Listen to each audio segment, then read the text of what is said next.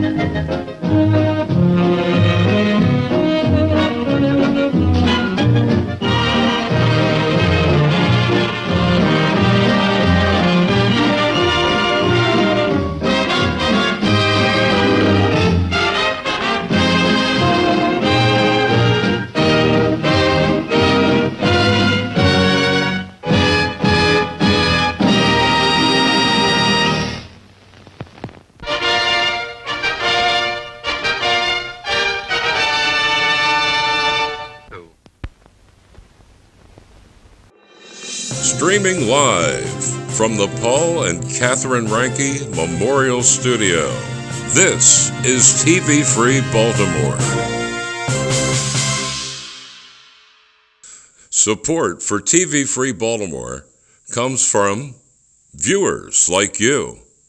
Become a TV Free Baltimore member by visiting patreon.com/TV Free Baltimore. Due to the snow, we will not be live streaming this evening from the studios of TV Free Baltimore. Instead, we will be live streaming programming from an undisclosed location somewhere deep within the People's Republic of Maryland. Okay, guys, let's jump right into it since we can't stream from the studio tonight because of the snow. Headline reads, Baltimore City fails again. Amazon not interested in Baltimore for HQ2. Now, does this surprise anybody? Really? Did anybody think that this city had a snowball's chance in HE double toothpick? The city has a completely inept local government. It's completely inept. It can't actually bill customers for water. Snow removal, which we will find out this tonight, is a joke. Its schools are subpar. Its tax rates, both property tax rates and income tax rates, are the highest in the nation. And the city's court system cannot effectively manage the city's criminal population. They just let them run wild. And let's not forget that Baltimore is the only city in the history of Major League Baseball that had to lock its fans out of a baseball game because the local government, the city government, the government that could not get Amazon to come here, they could not provide the most basic service that only a government can provide, and that's public safety. Okay, so with all that, how could anybody think that Amazon would be interested? Well, obviously city leaders thought they did. So let's dig a little bit deeper in here. The city's government has an agency called the Baltimore Development Corporation, and they're the ones that are supposed to, in their own words, retain and help expand existing businesses. Well, how are they retaining businesses? Well, Target will close its store in Mandamon Mall this month. Way to go, BDC. And who runs the Baltimore Development Corporation? Well, it's Bill Cole. Let's look at his qualifications. If you scroll down on this official website, you will see that he was a special assistant to U.S. Representative Elijah Cummings. That's how he got his political connection into the Democratic Baltimore City machine. He was in the House of Delegates for 3 years and on the City Council for 7. This guy is just a politically connected Democratic crony. Okay? Where are the qualifications as far as the corporate world or the business world? Has this guy ever had his own business? I don't think so. So, let's try to figure out why he's the head of BDC. Here we see a picture of Stephanie Rollins Blake naming him the next president of the Baltimore Development Corporation. In my opinion, she did this so that Cole would not run against her in the upcoming race for mayor, which she eventually didn't even run in. So why would Cole take this position? Because it pays a lot more than just simply being a city councilman. So you have two politicians here making moves for personal gain and losing sight of what's best for the city. If BDC was truly interested in retaining and expanding existing businesses, the president and CEO, in my opinion, for the Baltimore Development Corporation should be someone from the corporate world, okay? Someone that's owned a business, not somebody that just worked for Elijah Cummings. But this is what these people that run the city do. They just appoint, in my opinion, people that are nothing more than connected political flunkies. They appoint them to high-paying positions, and what gets done? Target leaves, Mondawmin Mall, Amazon doesn't even put Baltimore on the short list of places they're considering for their second headquarters. Way to go, Cole. Now I want to show you something else. Okay, this is the official website for the mayor. So you see Bill Cole here. He's got his contact information. He's got his little bio here. But let's go to another part of her website. Okay, so this is the mayor's cabinet. Chief of staff, you go underneath her. Look, there's a picture, a name, and a title. Where's the contact information? Where's the bio? Okay. How about this guy? Chief of operations. Same thing. Nothing. Now you go under Jim Smith, Chief of Strategic Alliances. Same thing. But this guy used to be the Baltimore County executive. What's he doing in city government? I'll bet you $10 he still lives in Baltimore County. So let's go down. Director of Government Relations. Picture, title, that's all. No contact information. Get down here. Agency leaders. Now you've got some contact information, picture, and title. Now you go down here. Let's go to the Executive Director, Baltimore Convention Center. We've got a picture, a title, a contact information, a bio. And then let's go down here. Title, contact information. Where's the bio? Why is the official website, this official website for the city, so incomplete? Some people only have pictures. Some people have pictures and contact information and a bio. But this is so typical of Baltimore City, just not getting it done. Just not getting it done. This is incomplete. If I was the mayor, I'd be talking to my IT guy saying, hey, finish it. Get everybody's contact information up there and all their bios. So when people contact us, they know who they're dealing with here. Here's Terry Hickey, no contact information, Director Mayor's Office of Human Resources. He was recently on the news giving the official response on why the homeless camp was destroyed underneath 83, I believe it was. And both he and Cole are people that crossed my paths back when I was a community activist in Pigtown. And if Terry Hickey's in charge of trying to fix the homeless problem, and if Cole's in charge of keeping businesses here, well, then the homelessness is going to thrive and the businesses are going to die, in my opinion. Because for Terry Hickey, this is about right. This is about this. For me, this represents him completely. No contact information, no bio, no nothing.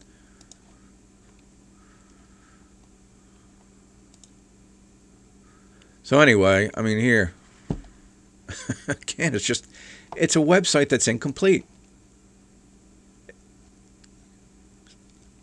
So anyway, let's move on to other things. Okay, now let me show you a video that I found on the internet. It's from Strassel, and it's got a very interesting story to tell about taxes and people leaving.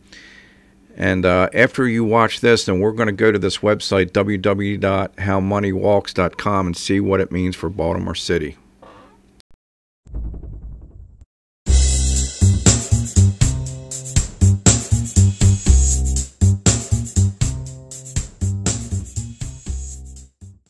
You're stuck with your federal taxes. Live in America, you have to pay.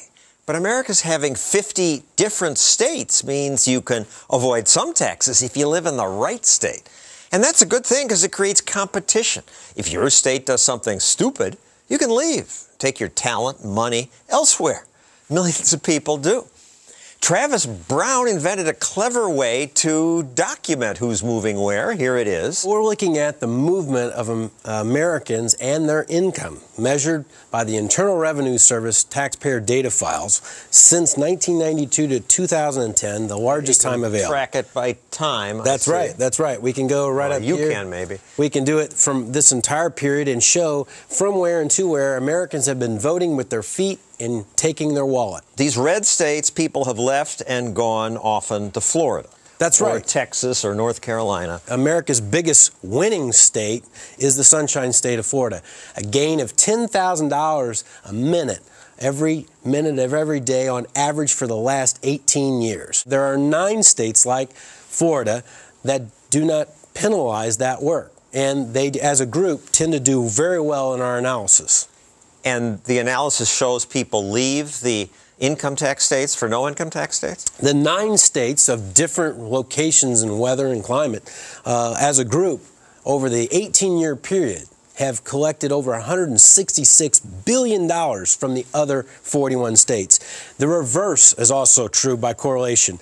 The 9 states with the highest income tax rates have lost nearly $150 billion. Nearly $19 billion has been going straight out of New York for Florida. In New England, there is one state that stands out, like New Hampshire. Live free or die is their motto, and they show a gain with a very different weather climate of $3.5 billion. Yeah, it does show that it's not just about weather. California always seems to be red here. Well, California, these states in green, are receiving California income from taxpayers that have chosen to leave the Golden Bear State. And, of course, neighbors like Nevada, right next door, are showing a gain of $18 billion, 10 of which is coming straight out of places like Lake Tahoe. The biggest per capita winners, Florida, Montana, Wyoming, South Carolina, Vermont. Yes. Biggest losers, Alaska, New York, Washington, D.C., Illinois, Maryland. Okay, guys, here we are at the website, How Money Walks. So now we're going to scroll down and go into the interactive map.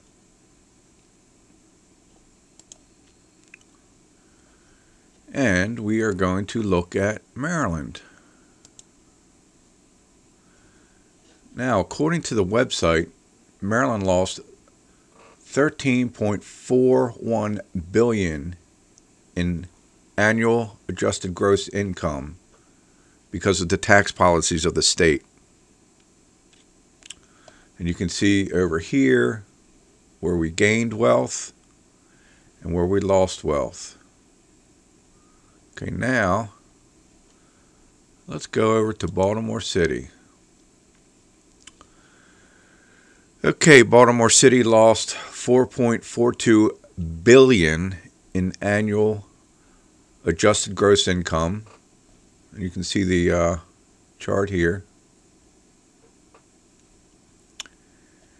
And you can see where the city has gained wealth and lost wealth. Lost $2.69 billion to Baltimore County. Now, if you go over here and hit population mode, you can see that the city lost 75,729 people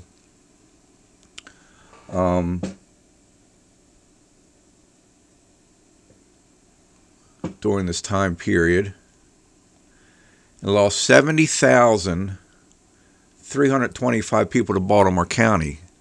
means over 70,000 people have left Baltimore City and moved into Baltimore County. So let's take a look at Baltimore County.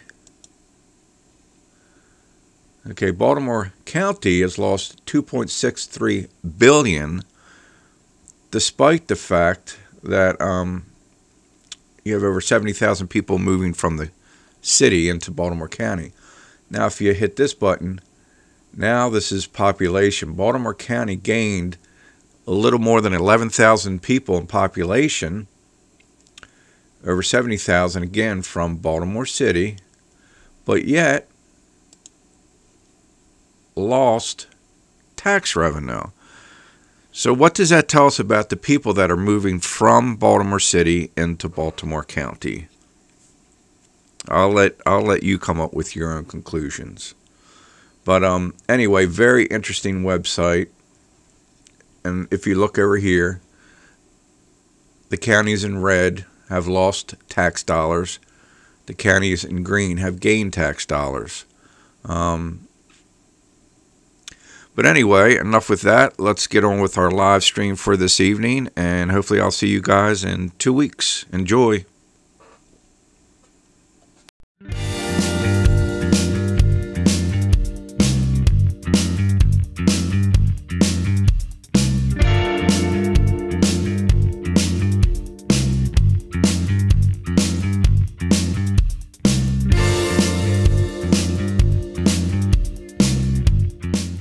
If you want change, if you want these streets cleaned up, if you want this heroin really attacked and taken care of, if you want this Section 8 housing abolished or reduced, if you want jobs coming to this county, if you want to see a better education system that's accountable to students and to the parents, if you want to see real change, and if you want to see this county to become the best county in the United States of America, then I'm your guy.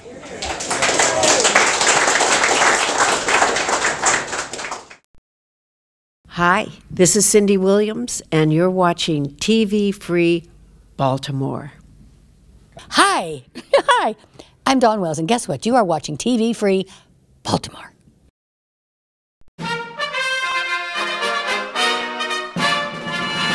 You're watching Maryland Politics here on TV Free Baltimore. I want to welcome everybody to our first episode of TV Free's Maryland Politics. And in the studio today, I have Tony Campbell, who's actually running as a Republican for the U.S. Senate. Welcome to the studio. Thank Tony. you, Derek. Appreciate it. So, right out the gate, I'm going to ask you, why are you doing this? Why are you doing this, and how, as a Republican, as an African-American Republican, do you expect to stand a chance in a predominantly Democratic-ran city of Baltimore? Well, first of all, thank you for having me here. The reason why I'm running, there's three things I can lay on as far as reasons. One is that I guess politics, personal, and policy. The politics of it is I teach politics at Towson University. I've been there for about 13 years, and so been involved in Republican politics since Ellen Sauerbrey's second run in 1998. And I've always had this thought experiment that an African-American conservative could win statewide. That the numbers, the margins would bear that, if you kept your margins in Eastern Shore, Western Maryland, Southern Maryland, and, Hartford, Anne Arundel, in Baltimore County, then you can offset whatever margins that you lose by, if you can do 75-25 or 80-20 in Prince George's, Baltimore City, and Montgomery County, then you have a shot of winning statewide. So that's kind of and that's in the gubernatorial turnout, right? Presidential elections or gubernatorial elections are a little bit different as far as turnout because of the top of the ticket and the energy that race usually brings. So given the numbers as they are in a gubernatorial election, I've always thought that would be possible. And then on top of that, we're not the blue state that people think that we are.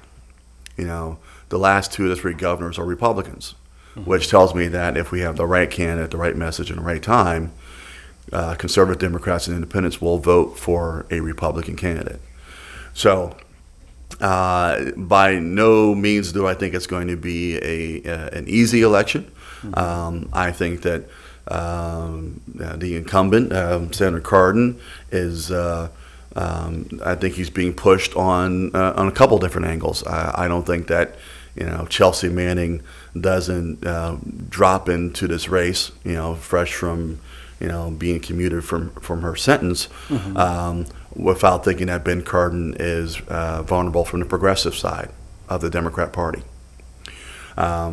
So I think there are opportunities, especially in 2018 in President Trump's midterm election, to define who we are as Republicans and conservatives and why our message means something to people. How does it make their people's lives better? And so that's the first part of it. It's the politics, the sheer numbers of how a statewide race is actually, how it plays out numbers-wise. Personally, I've been around since Ellen Sarbary's second run in 1998, so this is my first rodeo. And one of the things that I know for certain is that when this race gets tight and when whoever is on the Democrat side versus Governor Hogan,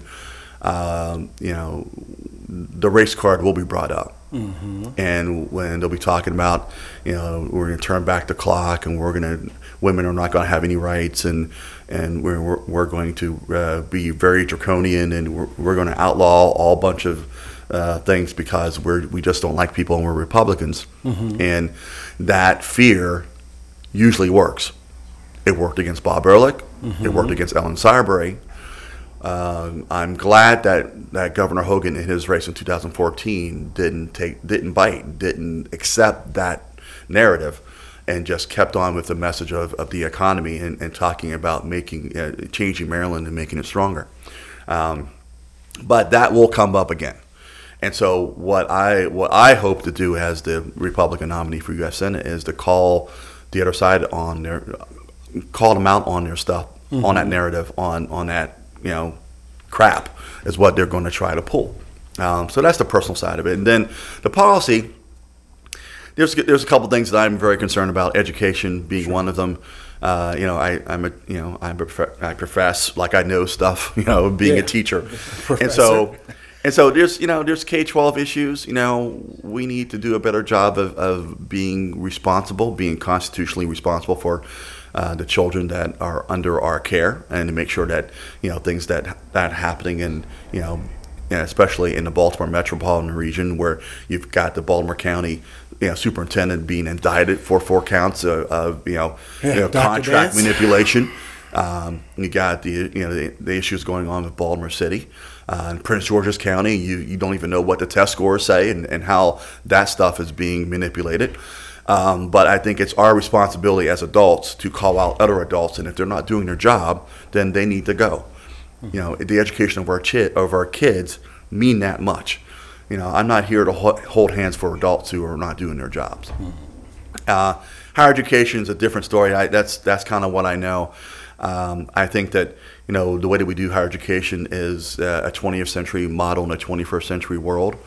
That if an institution is taking dollars from government dollars or our tax dollars in several ways, research grants and that funding stream, tuition, and how the government subsidizes tuition costs or student loans in that way, and capital budget costs, as far as building new buildings, and so at least 3 different funding streams that they're getting from the government and from our tax dollars. And yet they still raise tuition rates, and yet we have students that are graduating with degrees that they really can't use in the workplace because they're doing another job, and they're saddled with 6 figures of student loan debt. So who's really making out there? Yeah. Right. So higher education is an important position that we're going to take a stand on. And there's a couple other ones. There's property and what I think as far as being conservative. what does that mean for people in their lives? Talking about generational wealth and building that wealth and building that legacy, not about the money that you have in the pocket, but what you can do with it. Talking about, if we're really talking about self-determination and limited government and, that kind of conservative piece and, of our ideology, how does that really impact people's lives? So those are the kind of things that we're going to focus on in the campaign. It's going to be interesting. We're going to do the things we need to do. We're already reaching out, getting endorsements, calling people, asking for money and raising money. We've got to do that. Yeah. And that's kind of what you have to do when you're campaigning. Well, it seems like an excellent cause. Your stance, your platform is amazing. You're hitting, to me, you seem to be hitting on all the right points and all the right needs. You mentioned a lot. It's almost like I don't know where to start. You mentioned Trump's election, which was something a lot of people didn't expect to happen. So I guess as a conservative yourself, you were able to kind of step back and look at the broad picture of how someone like a businessman mogul Donald Trump could get elected. What was your take? I predicted that, actually. Did you predict it? So I was. It was so funny. So there's about a week before the election, I was talking to some of my colleagues, and and of course most of my colleagues are left of center. I mean, that's university campus, and we're talking about the election, and I'm like, well, Trump's going to win. Like, I don't think so. I'm like, I traveled through Ohio, Pennsylvania, because I'm originally from Pennsylvania, and went back home, and there were no Hillary Clinton signs in Western Pennsylvania. None. Bill Clinton owned Western Pennsylvania. I mean, Pittsburgh. He owned Pittsburgh. And there was no Hillary Clinton signs in Western Pennsylvania, Eastern Ohio. And what really ticked it off, got me really thinking about this, it was about 3 days before the election. I'm driving down Prairie Parkway, and usually every 10 feet there are signs saying vote for the Democrats, vote for the Democrats, vote for the Democrats. No signs. Prairie Parkway, one of the major thoroughfares in Baltimore City, not one sign that said Hillary Clinton. Now, that tells me that the support was weak. Yes. But more importantly, I think it tends to show what I've always thought we do in this country is that we do a pendulum shift. So, pulling on my political scientist hat here for a second, instead of the candidate hat, please do. Is that we go from a Jimmy Carter to a Ronald Reagan, a H.W. Bush to a Bill Clinton, a Clinton to a George W. Bush, and then Bush to Obama, and Obama to Trump. So, but you don't have a President Obama unless you had 8 years of George W. Bush, and you don't have a Donald Trump unless you have 8 years of Barack Obama. And so then our country kind of gets tired of whatever that status quo is, and then pendulum shifts to the other side. So we've had almost 50 years of the same thing. So what I thought that there would be an outsider. I supported Ben Carson, Dr. Carson, during the primary until he dropped out, because I thought it was going to be an outsider, because we've done the same thing.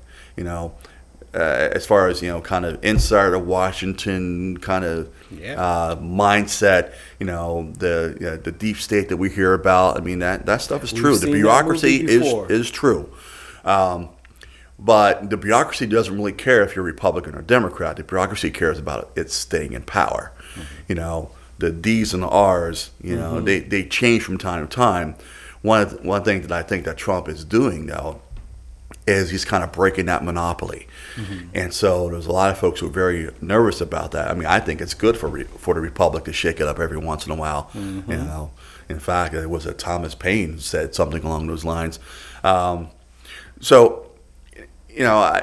think that 2018 as Republicans, I think that again it's about us to define what we mean, who we are, and how does it make people's lives better. Because if we don't, then the other side, they're pretty good at defining who we are. Can I ask you, it's not really a personal question, but it's a question that I think would relate to a lot of African Americans. You know, myself obviously being African American, I'm curious to what is your goal or goals per se in reaching out to the African American community and getting them to understand what true conservatism means? Well, I think a lot of folks understand what it is. You know, I think the stigma is Republican versus Democrat. I don't think it's about a worldview. I don't think it's about kind of the social issues. I mean, you know, both my parents are preachers, and a lot of folks that I know that go to church, they are pro-life. They have a particular view of the world that I would call social conservatives. They're you know, they're moderate about about the things that they do. They don't go overboard. They live a moderate. They live well. They're not extravagant about what they do. They pretty much keep to their own business, and they're not really concerned about what other people do, right? Now, for me, that is at least libertarian, if not conservative. But you know, I think our community doesn't really understand the meaning of libertarian versus conservative, right? Yeah.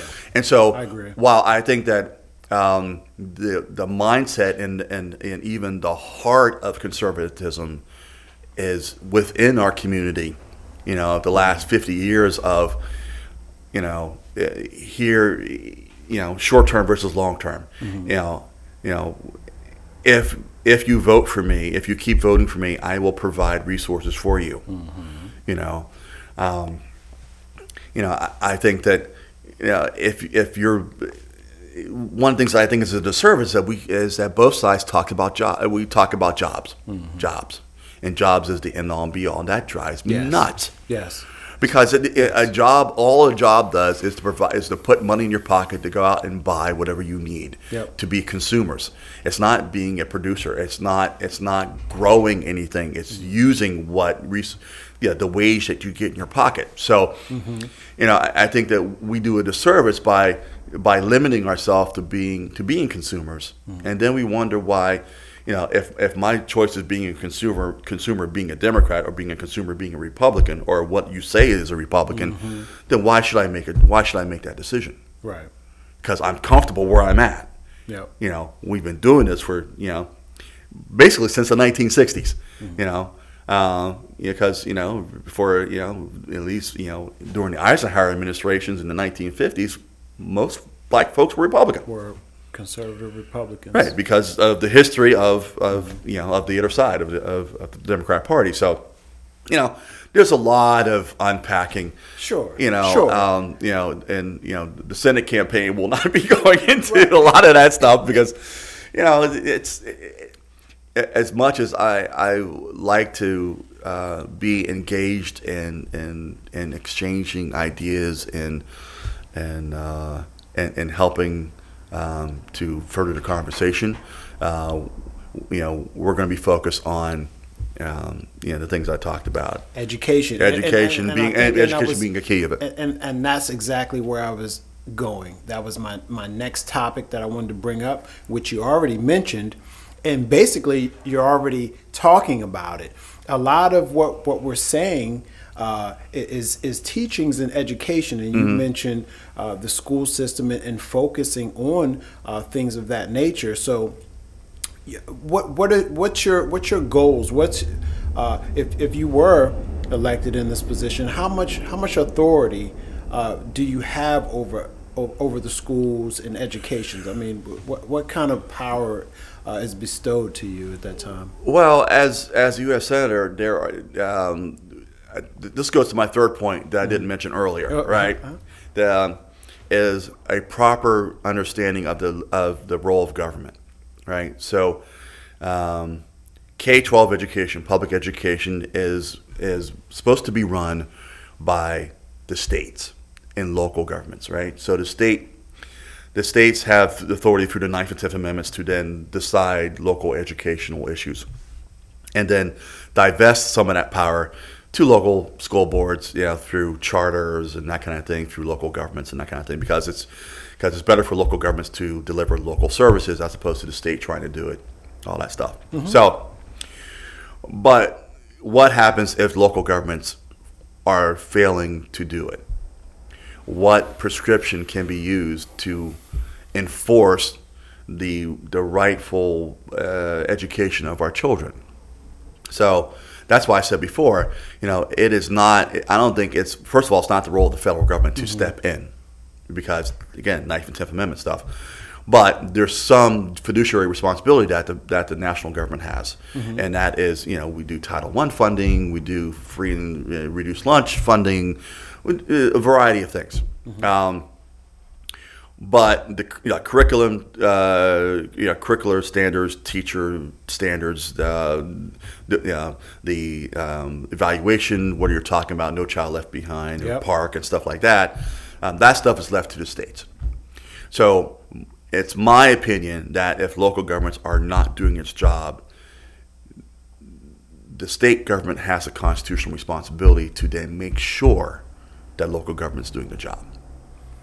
Just real quick, when you say local government, are you talking about like Baltimore County Public Schools, Baltimore City Public Schools, Wacomico County Public Schools, whatever that local LEA, the local education agency is, they really do not have the sovereign authority. They are given it by the state. Okay. And then, so then the State Board of Education basically manages those LEAs through a collaborative effort.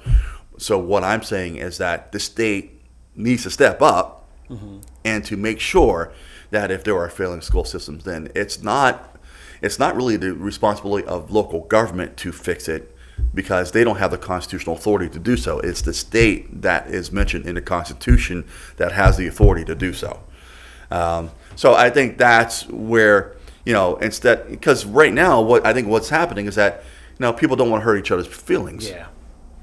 And we've had literally decades of young people who have been, I don't go as far as saying failed by the schools, but they've been disenfranchised by these schools.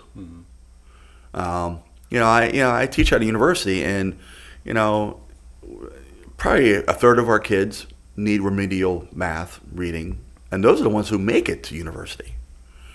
Well, what about these other kids and their futures? We need to be more responsible. We need to take up that mantle and say, look, we will not allow adults to mess this up. So that's, I understand. Yeah. And it's a tough task. It seems like it's a challenge. Everybody is part of every politician's platform is education. You hear every political figure mention it or bring it up. Yeah, but then what happens is that let's say what happened in Baltimore County. So who takes ownership of that? I mean, so that happens to the superintendent. Whose responsibility? Is it the county executives? Well, he acts like he doesn't really know what happened.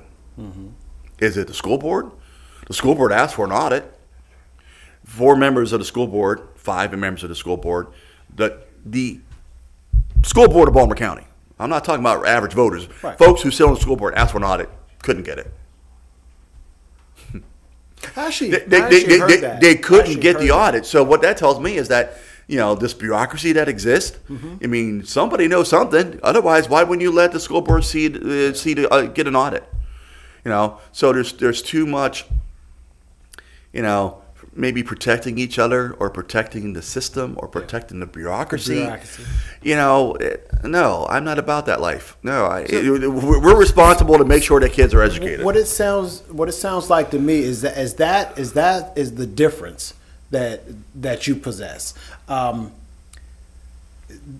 There has to be something different personified in order for it to be received properly by constituents or likely constituents. Yeah. There has to be something glaring that pops out and it just catches everybody's attention. And which leads me to the question. And it catches people's attention, but unfortunately, there's not the leadership to push that through. And because if it happens, who would support your ideals? Where is your support system going to come from? Well, every person that I've mentioned this to, and I've been, I started this kind of an exploratory thing about 4 weeks ago, and filed last Wednesday, and I've probably talked to a couple hundred people across the state, and every person that I've talked to, now, grant you this, they're all Republicans because I'm running in a Republican primary, right? So you have to go and do what you need to do to get past the first hurdle. But every person I talk to is like, well, you're right. But I think we instinctively know that it's right, but until someone takes up the leadership of actually saying what's going on and saying, okay, well, I have no problem, if I, people want to throw rocks at me or something, then go right ahead. They're going to try to dig up dirt on you. Yeah, go right ahead. I mean, I think there's a point in time that we have to be about the business of the people and not about whatever interests that are out there. So it's going to be a challenge. When is the elections coming up? When are they? June 26th is the primary. Yeah, I think this year, 2018. And November 6th is the general. So we've got a few months. The filing deadline is 2 weeks from today. Right now I think there's 4 or 5 people in the primary. Do you believe this is true? And it's kind of a rhetorical question, but no.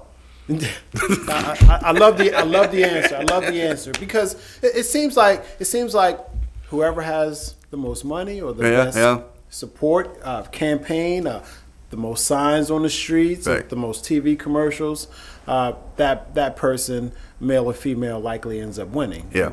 Are you prepared to campaign really strong against your opponents? Well, I'm not going to campaign against my opponents. That's not the point of this. The point is to talk about the issues that matter. I love it. And so, you only have a finite amount of time to get across your message and what you want to try to do. And to waste time talking about other people is just diluting the message. So, we're going to be focused. We're going to be focused about what we do. We're going to be cognizant of, the time that exists, and you have to get on the phone. You got to call people and ask for money. I mean, that's kind of the way politics works. And so, spend time every day calling folks and gotten a decent amount of response. But we're just starting. We've literally got through 100 people. We probably have 10,000 people to call. Sure. So there's that piece. I've been involved in Republican politics for 20 years. And so I know basically every person that's either opponent or elected or along those lines. And so another part of that, as far as organizationally, is to make make collaborative efforts where you can, and reach out to folks and work together and not work separately. So we're doing some of that too. And just to reach out and just to be at as many places as we can. I mean, because ultimately it's about people going to on election day and on primary election day and choosing the first name on the ballot, which is Campbell right now. I was about to say C is up there pretty high in the alphabet. So Professor, if you don't mind me asking, how old are you? 52. 52 years old. 52. Young man still. So that's awesome. I'm asking because you appear to be young. You appear to be in great shape. It seems like you got a lot of great positive years ahead of you to continue this mission. So regardless of what happens in this election, it appears and sounds to me that you won't be giving up anytime soon. No, I mean it's been 20 years, and unlike other folks, this isn't a flash in the pan.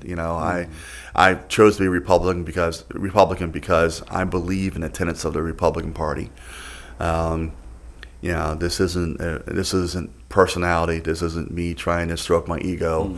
This, you know, but I do have confidence that I'm going to win. You know, I'm not doing this because I just want to be a name on a ballot. Just kind of the there's a Republican filling a seat kind of filling a ballot kind of thing. You know, I looked at the numbers. I've been looking at it for almost 20 years. You know, I teach politics.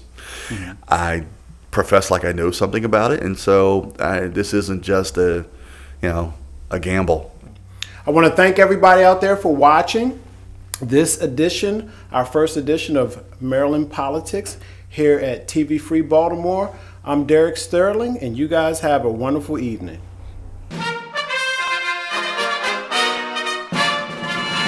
You're watching Maryland Politics here on TV Free Baltimore. We also gave those who wished to destroy space to do that as well. We also gave those who wished to destroy space to do that as well. We also gave those who wished to destroy space to do that as well. We also gave those who wished to destroy space to do that as well. We also gave those who wished to destroy space to do that as well. In all of freedom's history, there has never been an organization quite like the National Rifle Association of America. No other people are so alert, so vigilant, so unafraid to take a stand and go out and fight for what's good and right. We, the people of the National Rifle Association, represent the very best of America's strength and of America's character. This is Governor Ehrlich. You're watching TV Free Baltimore. Hi, I'm Kathy Garver, and you're watching TV Free Baltimore. You're watching TV Free Baltimore. Hi, this is Jerry Rochelle, and you're watching TV Free Baltimore. I'm Kreskin. Now, of course, you know me as the amazing Kreskin. And guess what? I can see it in your mind. I predict you're going to be watching. Maryland Reporter is a news website about state government and politics. That's what we do. We don't do sports. We don't do entertainment. We do some local news as it impacts politics and state government. From the very start, November 2nd, 2009, we do a daily state roundup from now 50 different websites, the Baltimore Sun, the Washington Post, the Hagerstown Herald Mail, other newspapers around the state, broadcast outlets, smaller newspapers, some blogs, and we put it together, and this is the thing that people find most valuable. But we also do original stories that focus on accountability of state government, transparency, how tax dollars are raised and spent. We do a daily email newsletter that people can go on the site and sign up for. It takes about 10 seconds. That's going out to 8,600 subscribers every weekday. And so, our niche, to repeat again, is really state government and politics.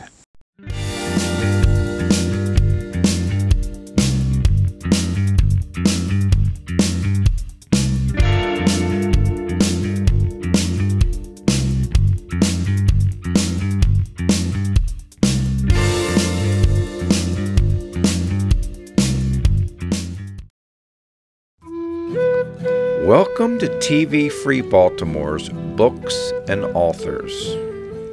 The book is called Encounter with the Aberdeen Wild Man, A True Story. This is a true story? Yes, I was born and raised here in Baltimore County, and this takes place about 15 miles east of here in White Marsh. These are my personal paranormal experiences growing up here in Baltimore County back in the 60s and 70s.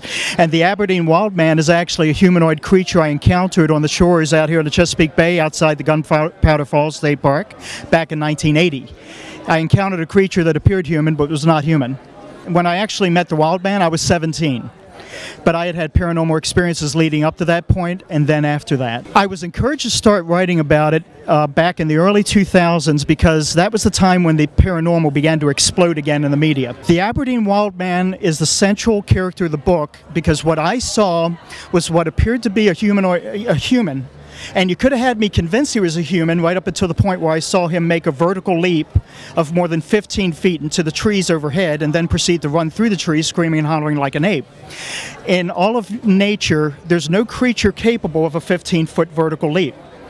He had both elements of a physical body, but he also had a spiritual quality because I actually knew he was there before I turned around and saw him there.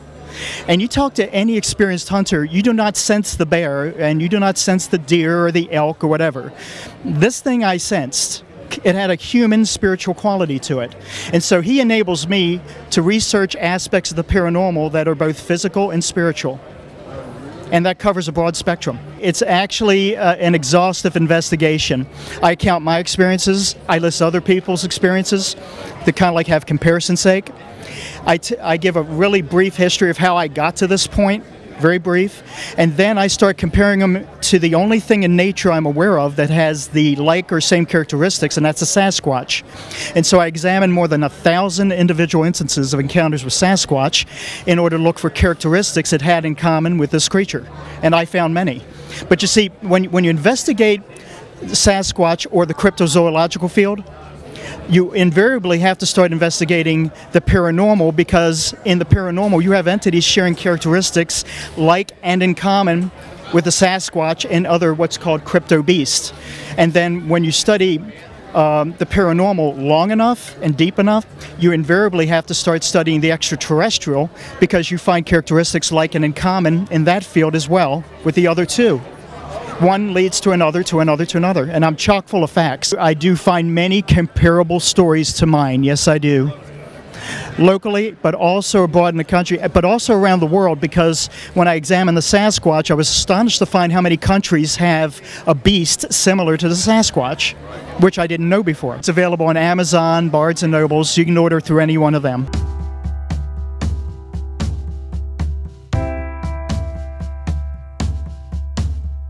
You're watching Books and Authors on TV Free Baltimore.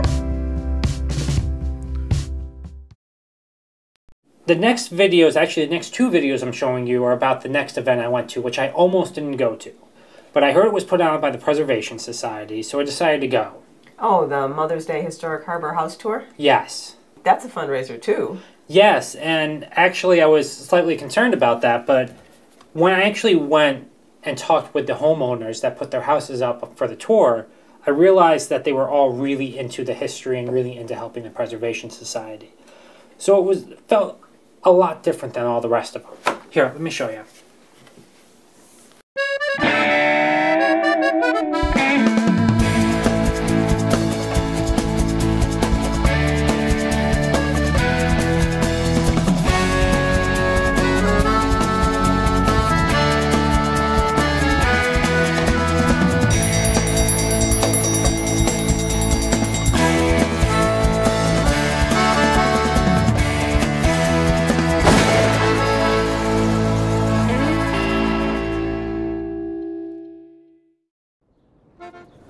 So I took the walking house tour and tried to hit every building I could. And each stop, I was actually surprised because they had somebody there talking about the history of the building, the renovations. They were really interactive with everybody coming in and talking. They were willing to answer any questions possible and show you most of the house. And that was actually what struck me about this event, was that while it was a fundraising event, they really focused on the history. And they focused on the people who were preserving the history. Some of the buildings I went in and just looked around. Got to take in the history, see the renovations. Other buildings I actually stayed and talked with the homeowners, and I'm glad I did. I'm actually more or less just learning the history. The purchase of this property happened rather quickly, so I really didn't know much about the Preservation Society and those people involved in the fight to keep it, because it was originally intended to be raised. So I'm learning, and I've learned within the past week or so that a privateer lived here. He was a privateer during the War of 1812. He was the captain of the schooner Midas, and he was Captain Thompson, Alexander Thompson. And in retaliation to the English raiding Washington, burning Washington, D.C., he went against commands and orders and actually raided an outpost in the Bahamas. And he was essentially, lost his license, if you will, to act as a privateer. So we found what I thought at the time during some of the excavation and demolition was a round piece of granite. I thought it was just a stone, but it was perfectly round. And I believe it was a granite cannonball that was found in the crawl space in the basement. And one of the only things that we were actually able to retain was an old door that we've put on a barn door style track that's on the first floor. And then the brick floors on the first floor were the bricks from the back of the building. So we took the bricks down, cut them in half, and used them as pavers.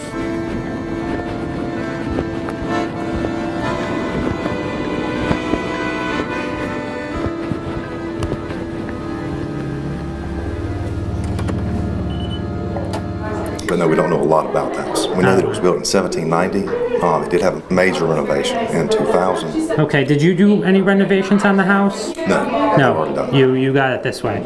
And do you plan on any extra renovations or anything on this, or is this how you like it right now? This is how we like it. Now, why open it up to the house tour? My next door neighbor is with the Preservation Society, and he has been on me to put it on, so that was the main motivation. One last question. If there was one feature of the house that you really would like to point out to people, what is that? Be the exterior. The exterior? Okay. The brick and the archways over the windows.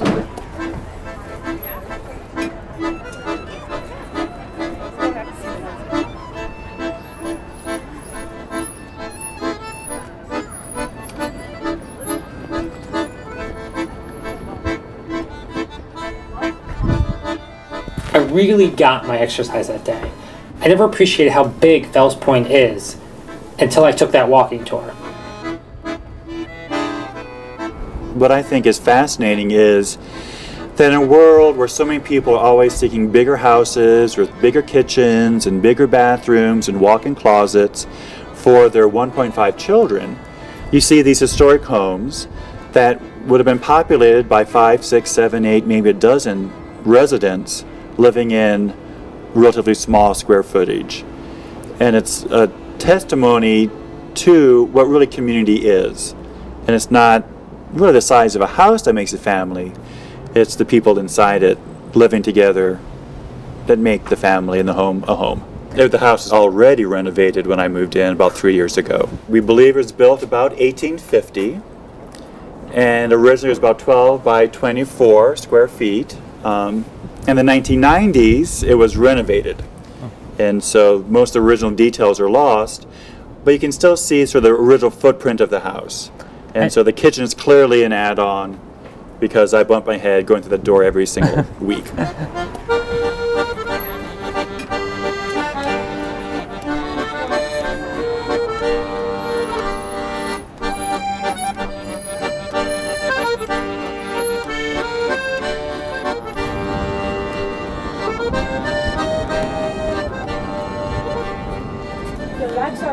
Oh, okay, so you're actually going up into the house. End of the house. Excellent. Okay. My name is Frank Tabush, by the way. Our particular house is the front part of the house, which is right back there where that door is. That part of the house was built in 1790 and was a 2.5 story, probably a ship captain's house or something like that. And the 3rd story and the storefront was installed probably right after the Civil War. Oh, wow. And then we're standing over right now, it was the carriage house, which was an outbuilding for the main house, and has since been connected to the main house. So now the whole property is 80 feet deep and 3 stories high. That's pretty big for down here. Yeah. Or did you do the renovations yourself? Some of it we did ourselves, but the main structure that we're in right now, we had an architect design this, and I had a contractor build it. It was very difficult because we were running our business at the same time, and there were periods of time where we had no roof over top of us, and rain came in, so we had a lot of issues. I think one of the most interesting facts is the view we had of over the harbor. You know, that's what really I think makes this house unique. I mean, there's a lot of wonderful houses in Fells Point, but not all of them get a share in a view like this. All right, so I think the next place we're looking at is 911 Fell Street. Hi. This house is gorgeous. The original house was built in around 1785, and then there were 3 additions after that in later times. So it has quite a history. The history of the house is written on this wall. There are 3 different roofs that you can see if you look at this wall. If you look up there, there's a center beam. Okay. That was the center of the house and the original part of the house. You can follow the roof line down. Oh, I see. Then, if you look up there, you'll see what was essentially a flat roof. And then you look beyond that yet, and you see what you have now, which is a sloped roof. And you see it because you left the wall exposed for people to be able to see. Yep. Oh, that's incredible. And did you do the renovations on the house? We did. And do you have any interesting stories about the renovation process? Well, interesting in that sometimes it's frustrating, and you never know what you're going to find in an old house. Like what? You can't move walls very easily. We found out that some of the walls are double brick construction and some are not, so your measurements may not be quite what you think they are. The ceiling heights aren't exactly as you think they might be. So it's kind of like a mishmash almost. And the floors aren't level, and because the old ship's lumber is still supporting the floors in this house, so there's a lot of things you have to get used to. There's a charm to it. It really is. At first it bothered me that the floors weren't flat, but it doesn't bother me at all now. Why did you choose to put the house up on the house tour? We're big fans of the Preservation Society and the work that they do, and we're happy to have people look at our house. It's fun for us, so I hope it is for them.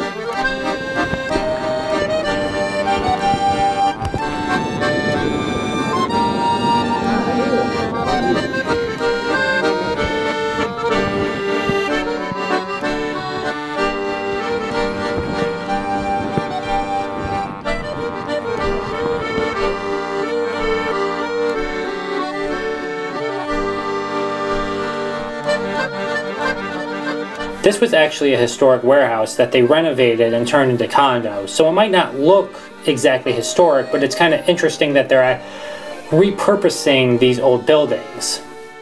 It's a gorgeous apartment. Yeah, it's definitely, yeah.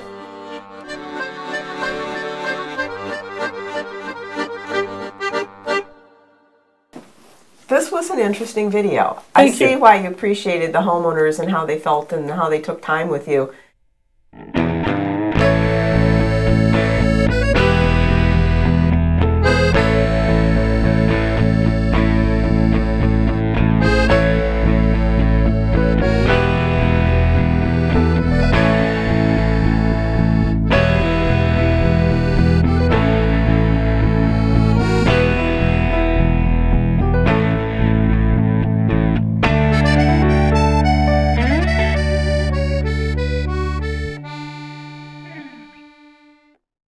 This next video is one that you weren't super enthused about when you saw the first cut. Broriana. Yes.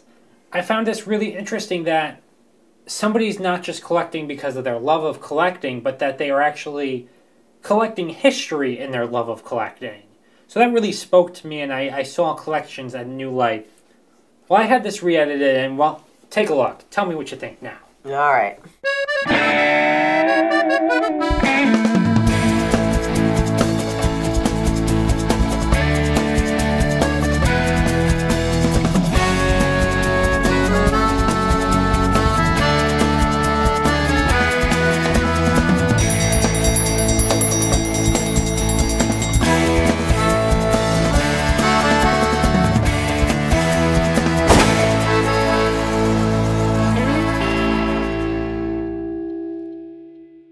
John Waters film. You were? Yes. Which one? Desperate Living. Okay. I'm the police officer. You are? I'm gonna have to go back and rewatch that. It's in about the first 10 minutes, and you will not believe it's me. Because I wear ladies' underwear. I have ladies' underwear, hose, and garter belt. And I take off my pants and make these women take their pants off, and I put their pants on. when I was a kid, and I was much, much thinner, I have a big nose, I have a long neck, and no chin. That's why I have a beard. And I looked like a turkey. They called me Turkey Neck. And I hated the name, so after a while, people just called me Turkey Joe. And it sucked. I've had it for 40 years. Oh, not very many nicknames last that long. Bought a bar in Fells Point, and I had to come up with a name. And I decided I'm going to call it Turkey Joe's. And that's where I started collecting beer cans. And that's why we're here talking to you today, is you have quite an extensive collection of beer cans, beer paraphernalia, glasses. Brewiana, thank you. And so you know the official term. And it seems to me that there's a lot of collectors of very different objects out there. With these collections, people are really preserving history. And it seems like there's a story that all of these collections tell. So, can I take a look at your collection? Sure. Excellent. Thank you.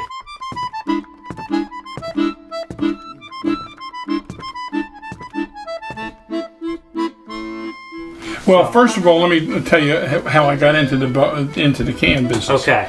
I had a bar in Fells Point that opened in 1972, and there was a beer salesman, they're called drummers, a beer drummer, who wanted me to buy a product from him.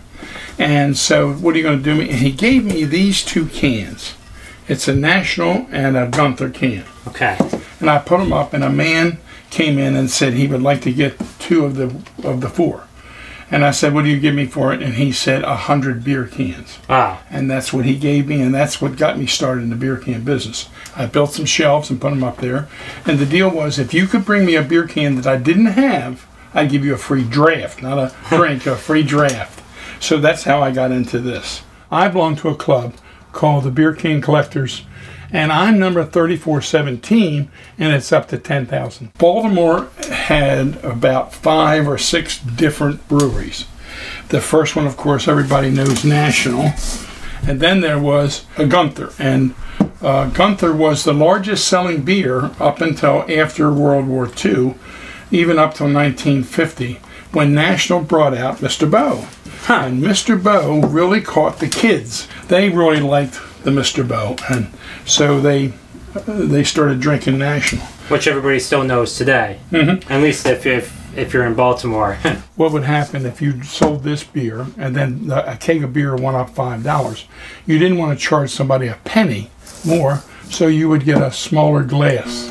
This is called a growler, Colt 45 glass. Mr. Pilsner, Tuborg, Arrow Beer, Gunther, American, Free State. And on the side of the beer can, it shows you how to open it. You buy this, you put it in your refrigerator, you put the little pump on. This was a chaser. This is the National Bow Skipjack. The Shriner beer in Texas, this is a shell glass. Beer can collectors like to collect them with the top on, so they open them from the bottom. There's different types of cans: flat top, cone top, an extruded can, a 3-piece can. National Bow came out with a 007 can. This is probably worth $300. Wow. This can here. Now, do you know about when they started adding the flip top property? I'm trying to do, Frank. What the hell? I mean, I'm an authority on beer cans. Well, that's why. 1963. 1963. Bach beer came out in February every year. What happens is they would just take beer and add more malt and more hops in it to make it stronger. Because in the old days, the monks during Lent only lived on beer. They made the beer, so they would make it very strong, so it was like eating bread. It was like eating a meal. What has been your favorite beer to drink, just out of curiosity? Guinness. You can't get drunk on Guinness. You fall asleep before you get drunk. You'll be sitting there all of a sudden, you're like this. It's a nice hearty drink. Yeah. Yeah. Well, thank you very much for talking with us. That was an amazing collection, and I'm glad you What is it called? The collection of beer stuff. Frank? Brewiana. Brewiana. Brewiana. I knew I was going to screw it up, and that's why I just didn't want to say it. Oh, I learned so much that it's just all trying to fit in there. So. Well, it's good for you. Yeah, yeah, and I'm glad we got to show it to everybody. I think this video is the perfect example of the individual making the history interesting. I was really impressed by this last edit because when I first saw that thing, it was a dull history lesson, and I just didn't like it. I don't like trinkets. I don't like collecting. But having watched this one, his personality came across. He was a legitimate Fells Point character. He seemed like he fit in with everything else, and I see why you like him. And that's really what's drawing me into this history is the people, the passions that they have. And I love it. I want to hang out and buy this guy a beer and just talk with him all day. Well, let's take a quick break because after the next group of videos, I really have to talk to you about something serious. Okay. All right.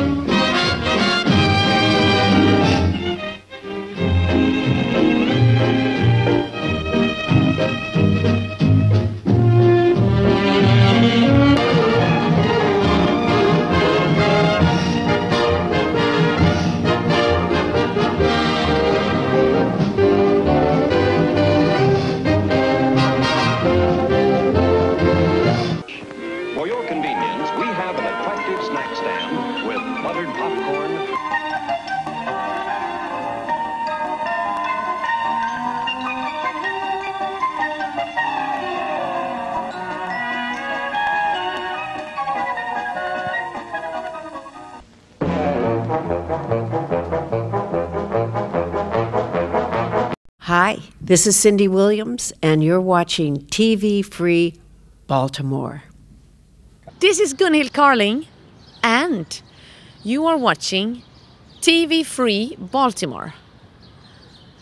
No, you are not watching. You have to watch TV Free Baltimore. You're watching The Paul Stefan Show on TV Free Baltimore. Welcome to another edition of The Paul Stefan Show. And today, we will be having a gentleman who has very interesting professions or avocations that he does, helping to save local, small, and family-run cemeteries, as well as a paranormal investigator. And we want to welcome Big Jim Jones. Hi, Jim. Hi, Paul. Thanks for having me on. Good to have you.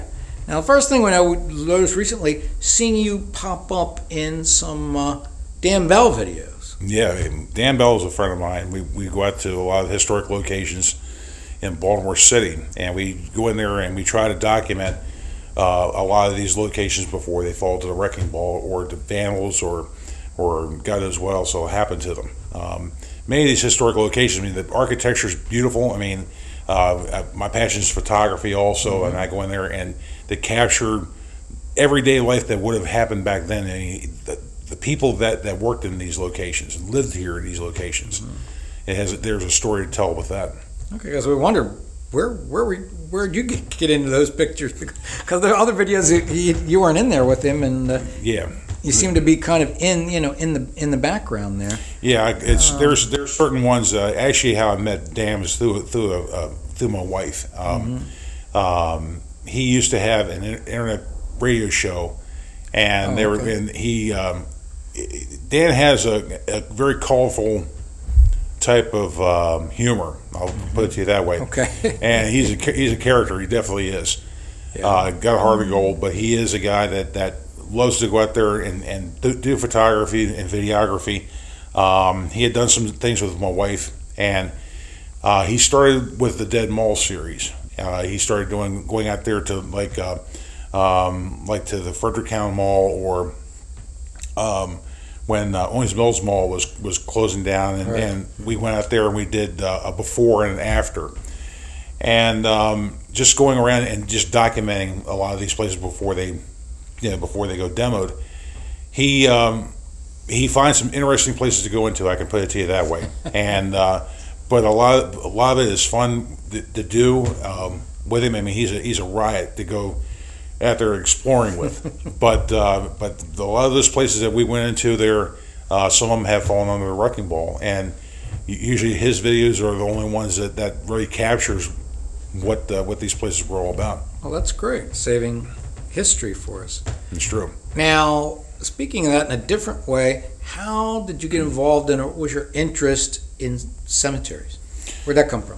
What started with me was going out with my family. We would go out every either Easter or Christmas, and would place flowers. And my mom being from West Virginia, we would go down, and they were those cemeteries there were small, up on mountainsides, and you literally had to grab tree by tree to go up to a lot of these places, and they weren't maintained because they were long forgotten. But at least through the kind of like doing your genealogy, you try to trace where your ancestors are, and that's how that got started.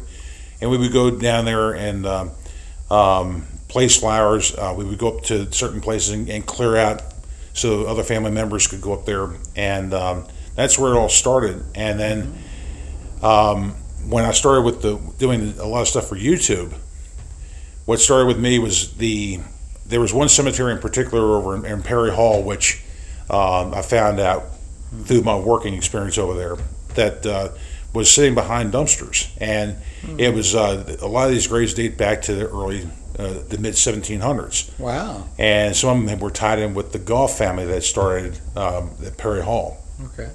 And it's in an apartment complex, and seeing how they covered all that over and doing the research on that, actually found out that there was a defender of Fort McHenry buried there, as well as another War of 1812 veteran. But then problems happened later on, and then once I got that, and I started putting up on YouTube, and then there was other cemetery preservationists that actually got that same video and started putting it on their websites. And it's a long way since I had that cheap little camcorder from Radio Shack. So I bet. Because I know those films, I don't know, are you still doing them? The Cemetery Chronicles? Still doing Cemetery Chronicles. There's going to be some new ones that will come out in the next couple of months. I'm working on a project from one up at there's a church in York, Pennsylvania that they're moving graves out of to expand for the Yorktown Hotel, taking over the annex of the old church up there. And many of those graves date into the 1700s as well. Wow. So they had to disinter them, reinter them in another cemetery. Okay. So I got there before they started doing demolition and started taking photographs up there with that one, and that's still a work in progress. Okay. So this is what we're talking about your families, where you got the interest to focus on these family-run cemeteries, these small community cemeteries that many of them are forgotten. Forgotten. How do you go about finding them, or do you find out that they exist or that they did exist? I mean, like, how do you know where to go to? Well, there are some I do research on. I'm a Find a Grave volunteer. Okay. I do a lot of transcribing of headstones. I also do family photographs and put them up there on memorials and such. Also work with billiongraves.com, which is another site that you get GPS locations and go to where these cemeteries are located. So I would go on to other volunteers' pages, and I would also look where they did their research, and there might be one or two headstones they may need to go back and take photographs of. Well, I'll go back and I'll do the whole cemetery, gravestone to gravestone, and you wear quite a number of SD cards. When you're doing all that, and of course it takes a toll on your back too, but it's well worth it. I do all of that also through word of mouth. People will tell me that there's cemeteries that's around a certain area. Well, we know where a couple of headstones are, and people who have seen the YouTube series of Lost Maryland and also the Cemetery Chronicles, they'll contact me and they'll say, "Well, I know where a cemetery is, and we're worried about these kids breaking in there and getting into the headstones and doing other things," and then I'll go out there and I'll start doing the groundwork, and then I follow up usually with a local politician in the area saying, that this place needs to be preserved. I mean, there is some things that you need to take care of. Oh, good. I mean, you ever look at, like, for example, old maps or things and say, "Oh, look, they said there was a cemetery there, and I'm going to go out and see what's there now." It's true. You've done that. I've done that. I mean, the one in particular is what they call the Porcocky Family Cemetery. Okay. They were the ones up there off of Falls Road and West Joppa. There was a cemetery up there behind the Green Spring Station. Was a Green Spring development that's up there with doctors' offices and such that Johns Hopkins has. You would never know there was a cemetery there. And through old Baltimore County land records, and also through there was maps and there was other things that pertain to the tavern that once was up in that location. The Porcockys that operated that and let me back up a little bit. The rich cockies are the ones who were moved from up there on Padonia Road over there to where behind where the Genstar has their, or Lafarge has their quarry up there in Cockeysville, and that was they were still related. And that's the rich cockies that founded Cockeysville, right? Okay. And the poor cockies are stuck down at Torstowson. Okay. And to go in there and find that, and it was I'm actually come up with a friend of mine who deer hunts up in that area. He said that I went up there and I saw looked like a headstone up there, and I'm like, "Where's this location?" And he gave me the general directions. He says, "Well, you have to climb this hill and you got to go down here." And so one weekend, I only go out there during the winter because it's a lot easier going through all this overgrowth and assorted nasties. And I went out there and started climbing up, and I went up there and I'm looking around and I can't find this. Oh. Well, something happened where I saw a road that came down behind this hill. So I decided, well, I'm here. I might as well go ahead and make the most of it. So I climbed down the sharp embankment, went out on this little dirt road that went back, and it looked like it was a family where they dumped off a lot of their scrap metal. And I saw an old Norge refrigerator sitting back there, and different things. So I decided to keep on walking, and it's right along behind this cornfield. So I kept working my way back, and as I got back there, all of a sudden I saw this one headstone with the crown on top of it, and that was right there. I mean, I'm like a kid in the candy store. I started running over there, running through this little stream that was nearby, and got back there, and there's Revolutionary War soldiers buried back there, War of 1812 soldiers. And but it needs a lot of cleanup. But I'm still trying to work with the property owner and contacting them and trying to work with them, since they have where you have a place where you can actually pull into to where the cemetery would be, but you have to go through their fields and that.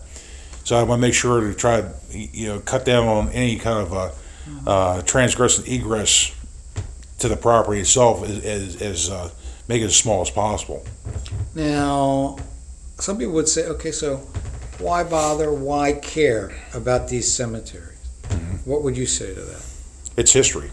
A lot of people, if you do your genealogy, some of the best information on these souls that passed before us are actually inscribed on many of these headstones. Many of the headstones actually have small cameos. They may have a photograph, the only known photograph of that person that died. And including with the ones up there at the Cocky Cemetery, they actually have the person's rank and the unit that he was with during the Revolutionary War. Terrific. And but all that's lost. I mean, you have people who write books about certain units of the military, but all of a sudden nobody knows whatever happened to these soldiers or some of these other individuals. And so you're a documentarian, you're a historian, you're researching everything, and then you present it to the property owner, or you present it to people who are into historic preservation to try to raise awareness and hopefully bring some help to these cemeteries. Jim, tell us a little about the story of the Westview Cemetery. Well, Westview Memorial Park is a cemetery where a lot of indigents are buried. It's also a large African American cemetery that dates back probably into about the 1930s or so. What I've been able to gather so far. As when they were constructing the Baltimore Beltway, they actually built over part of it. Wow. And the sound barrier is one wall that comes down behind it. On location, they actually have a crematorium there, which they stopped using about the early 1990s. And there are actually some ashen remains that are still within those cremators. Really, cremains are still there. They're still there. And it's been used as a dumping ground. The one video that I shot there, and I've done some live videos from there as well. There, alongside of the crematorium, there are piles and piles of veterans' headstones that were never placed. Wow. Many of the graves have never been backfilled in. There are times when you walk through there, it looks like a minefield because it's that 2 to 3 feet deep, and you're stepping on top of the caskets literally, because there is no vaults there to be able to reinforce what was taken out. They're coming up. And actually there was one handle that was actually found several years ago by someone who was walking their dog there, and actually there was a handle from one of the caskets that actually poked up out of the ground. There are some volunteers that will go over and cut the grass. A lot of times with the local, there's a senior citizen apartment complex that's there, and they've come over and they've done grass cutting there as best as they possibly can without disturbing the graves. But there are many veterans that are buried there. There was the latest one that I was able to document so far was in 2007. But when Spring Grove stopped doing a lot of their burials, they were taking basically they were wards of the state with no relations to come back and take these remains and give them a proper burial. They would take them over to the Westview Memorial Park for cremation. And many times the ashes themselves would be taken and transferred to Springfield State Hospital, where they would bury just bags of these cremated remains. But this cemetery is in decrepit condition. It's actually owned by the March Funeral Home conglomerate to this day. To this day, and it's still neglected. And it's still neglected. The crematorium was wide open when I went there. The door was wide open. It's been used as a shooting gallery for drug addicts. It reeked with human filth. Trash was everywhere. There's rodents running all through this, and the two cremators are sitting there. And I actually talked to one of the former caretakers, and when he worked for the group that was operating at the time before March took it over, things were so bad that they actually went down to Baltimore National Cemetery in North Bend, which is just below Catonsville, and would go and get last year's grass seed to cover the grass in certain areas over Westview. And there's no way to get political involvement in this case? Unfortunately, our county councilman just says that there's nothing they can do for anybody. It has to be brought forth by those buried there. The families will have to. The descendants. The descendants will have to start picking up the baton and has to go through with it. But simply there's for the county to come in there and to do this, they can't come in there on their own. They have to be through the families. So because I guess since they say the March Funeral Homes own it, it's private property. It's still private property. Yes. Right. and there's no laws there. Like, if you let your own private property, your home, run down, the county can do something about it. But they can't do it with the cemetery. So with a cemetery like that, and even with the crematorium being open like that, and and the only thing they can set them for is the open garbage, the smells that come from there, or have them to go back and actually seal this thing up better than what it is. It should be bulldozed. Yeah. Both these cremators will be over $100,000 a piece. Just we're looking at 1990 figures for them to build new ones. And for these right there, all the pipes in there is all totally worn out. I mean, there's rust holes everywhere. I mean, they would never be able to use these. But it's kind of a slap in the face and a dishonor to many of these people. Veterans. Even veterans like that leave their headstones just laying in piles and not put on properly on the graves. And also someone's ashen remains are still inside the crematorium and inside the ovens. Both ovens. And this is, clearly, there's no laws, unfortunately, but it's disrespect to the dead. It is. And that's terrible.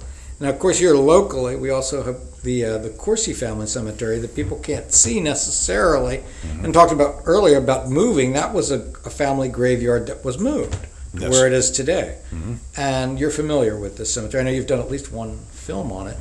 I did that, and I didn't gain access to it at the time, but thanks to all of you and through your help, I was able to get in there and get some other photographs up close. But it's an honor to see that a company, that Westinghouse, took it upon themselves to honor the people who had the farm there before the defense plant, to actually give them the honor and actually move their family and put them in a proper place. And it is a beautiful cemetery in the middle of an industrial type place where it is, and as busy as it is over there. I mean, it's kind of a quiet little corner. We were lucky in the sense that, as you said, in this case, early 90s, community got involved as well as the Boy Scouts to save it and put the headstones up because it was in bad shape. And then there's a man who just took it on his own to do the caretaking and mow the lawn. And he's getting old and wants to stop doing it, but we want to see if we get somebody else who can pick up the task or get the community to say, we'll all pitch in. But it's a nice thing about some of the earliest families of the Lansdowne area that that cemetery was preserved. And like what you said, it's a good tip to the hat to Westinghouse to doing that when so many other places, like possibly, again, my partner brought in the Link family cemetery, has disappeared. And we think possibly because some other entity after Westinghouse may have just plowed it under. Yes. And there was one that I've been trying to find also up in the northeastern part of Baltimore County. It was his family cemetery. And that's actually had one where there were some early photographs of the headstones where that cemetery was. And that's been, what they did was they pulled the headstones up and built over top of the graves. So that's lost to the annals of time like that. And there were others that go into that. You have the IMAX movie theater in Towson, the Towson Schmuck Cemetery, and actually I'm distantly related to Nathan Towson, who's his sister is actually buried there, Mary Catherine Schmuck, and they operated the Bosley Hotel up in Towson, where the roundabout is, like Bosley Avenue, and Bosley Avenue named after, and so the cemetery up there, I was up there. I documented it before I did a nocturnal video of the Towson Schmuck Cemetery, and also did the day work. And there was I was lucky enough to get on Channel 45 News locally here in Baltimore. And what happened was that the day it came out, I was traveling down and just stopped by to take some other photographs to document further deterioration of the cemetery. And there was a cameraman that was there. And he was shooting a video, and he saw me pull over across from it and was taking pictures. And he come up and he asked me, what's behind this honeysuckle? It was all grown over. And I said, well, it's a cemetery. He says, did you hear what went on today? I said, no. And he just came from a news conference where the Baltimore County Executive and the Quarters Company came out. They were going to build this IMAX movie theater in Towson. And he showed me the plans, but the cemetery wasn't on the plans. And he said, would you be willing to come back and be interviewed about this? And I said, most certainly. And it was after that is when they started to, once it reached the public, that the public got interested. And And what now? You go up there to the IMAX movie theater, and now they actually put up a new fence. They cleaned their headstone up, and they have a plaque out there recognizing that the cemetery existed. That must be the one I was thinking of, because I saw something in the news a little while ago, a year or two ago. But I thought more like it might have been across from the Towson Mall, and I think they said it's one of the Towsons were there. Towson brother, I think a Towson male, and it's a small little cemetery. That's the one there with that's the one I'm talking about. Right there around Virginia Avenue and that's the Shealy. Schmuck Cemetery. The Towson Schmuck Cemetery. And it has one of the Towson brothers or Towson people. And his sister. And his sister, that somebody had a tavern or something. Yeah. So that was it. So I think part of it, like you say, the key, and it's come up a couple times, is getting community involvement. Yes. And how do you get people to care? Believe it or not, there's a lot of people who do care. I mean, there are a lot of people who love history, and they love to hear stories about many of these colorful individuals. When you take them to a place like, you go up to Prospect Hill in Towson. Okay. That's where Divine's buried, who's from the John Waters movies. Oh yeah, Divine, sure. And so once in a while, people will ask me, "Well, where's Divine buried?" And I'll take them up there, and you can't miss it. It's covered in lipstick and has other makeup that's put out there. Interesting. But but imagine that cemetery not being cared for and maybe neglected. Many of these famous people, there are many famous people buried in many of these small cemeteries. Right. And then it also it spurns an interest with somebody. Maybe they're a distant relation. Maybe they're a big fan of if they were an author, or if they were a movie star, or if they were a radio star. They would. We have to try to save these places, and it should generate interest, and you just take something like with these videos to spark the interest. Right. Well, part of I mentioned to you, one of my ideas for a little bit of a show or a segment of a show, even before we started the station, is something I was going to have. I was going to do like a vlog. It's going to be I Know Where the Bodies Are Buried, and it would be featuring famous people or noted Baltimoreans or local people, and you can say where you can go to see their graves. Like so and so is in Loudon Park, or it's not everything's not Greenmount Cemetery. Right. And in fact, there's a little cemetery where my grandmother used to live on Bel Air Road, and it was one across the street from where her house was, and it was like Bel Air and Moravia. It's not the big cemetery. It's a little one, and I think that's where Babe Ruth's mother is buried. And so it's things like that, whereas his father's in Loudon Park. So mom and dad are not in the same cemetery. But I mean, you can know that if people are interested, say, oh, John Surratt is buried in Baltimore, isn't he? Cathedral, matter of fact. Old Cathedral, is that what it's called? Old Cathedral Cemetery? Have you been there? Right off there. I went down there and I gave a piece of my mind while I was there. Have you seen John Surratt? It's simple. It's a simple cross with just the word Surratt on it. It just says Surratt. It doesn't say John. No. And he escaped to let his mother hang. That was the worst part. But around the corner from him is the old, or the little Roman, as John McGraw used to play for the Baltimore Orioles, who was also the manager of the New York Giants. Giants for many years. Yeah. And he's got the Roman type columns, and for so his mausoleum, he's buried there. He's buried here. Many of them, they were Wilbert Robinson. Many of the old Orioles. They're in this one particular cemetery because they were all Catholics. And where's the cemetery? It's that's New Cathedral right there on Edmondson Avenue. Oh, Edmondson Avenue. Okay, that's interesting. Yep. And then to get into your other interests. Yes. You are the founder of Prismed. Yeah. Which stands for the Paranormal Research and Investigation Society of Maryland. Now, what got you interested in that and in paranormal activity? Well, it started out, I had a few experiences myself. Like? For instance, I was deer hunting with my father on Eastern Shore, and they were something that they always told me about. Arthur's going to get you. Arthur's going to get you. Well, it means arthritis. I would never wear gloves as cold as it was, because I want to feel what I've got to do. And there was an afternoon hunt. We could never hunt in tree stands because of the timber industry that was down there. So we went for an evening hunt. It was overcast. I remember going out, and we went along. We put our backs against this large oak tree. It was down there on the lower shore. It's a little town called Kingston, about 10 miles from or so from Crisfield. And so I got in there. I sat down one area, and I was looking at this trail where deer were coming down, and my father was covering on another trail. And it looked like a 3-lane highway at this point. So whatever it was, I saw this light out of the corner of my eye that came down, looked like streaks of light coming down from the sun, breaking through. And then I looked over, and there was this fog started out. And the next thing you know, I saw it looked like a man with a 3/4 stovepipe hat, a goatee. He dressed like a Kentucky colonel, had even with that bolo type tie. Okay. But I could only see down about just below his waist, and it was a stutter step, and it was going from behind this tree and would move out.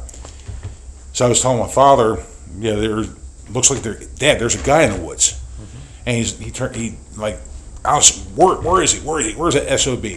I'll try to keep it clean for the family. That's okay, sure, of course. So, I point out, I see he's about 20 yards out in front of you.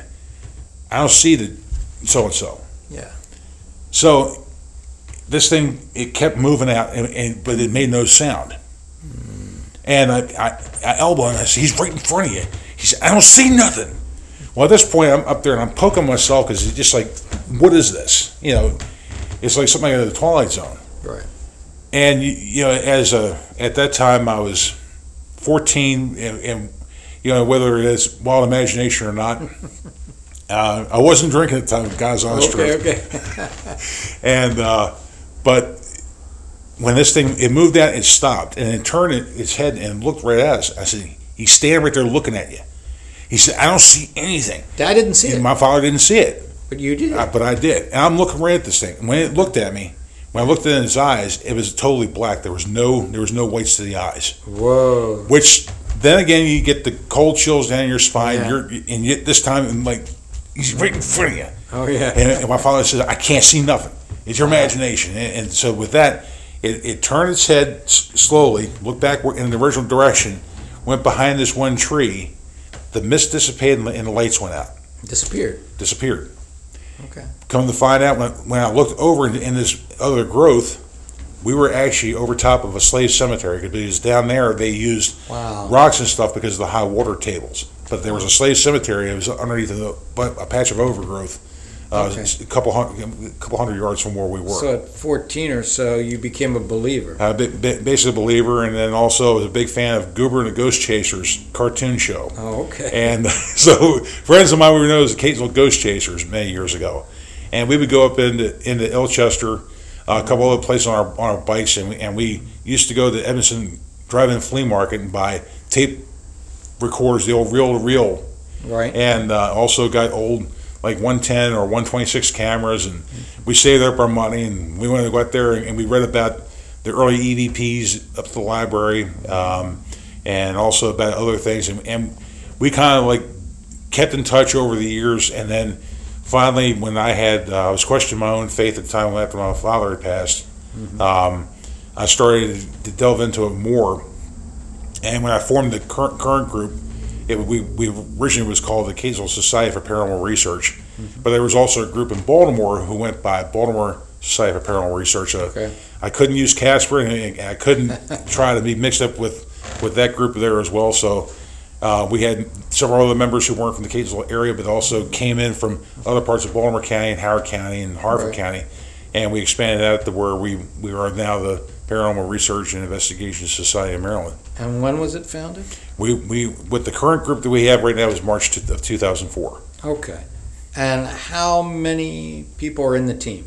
Right now we have 16 members. Right now we have 8 core members, which goes out on investigations, and the others are when we have a larger location where we need to draw in, and if other members who can't show up that night because of either family issues or work details.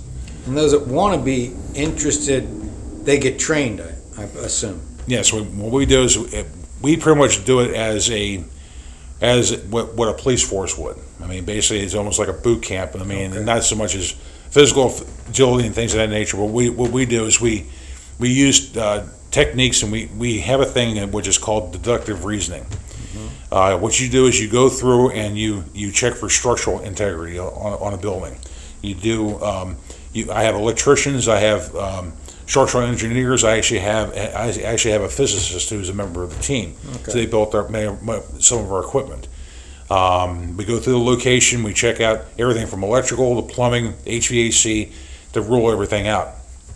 We also have historians on the team that go back and they do pull up land records to find out if there was anything on the property before this building may have been built, or this building is tied in with something else. And then we also go through a series of questions with the clients themselves. When they contact us, they sign a non-disclosure agreement. We don't put anything out on the internet about the investigations unless they voluntarily want to put that out there.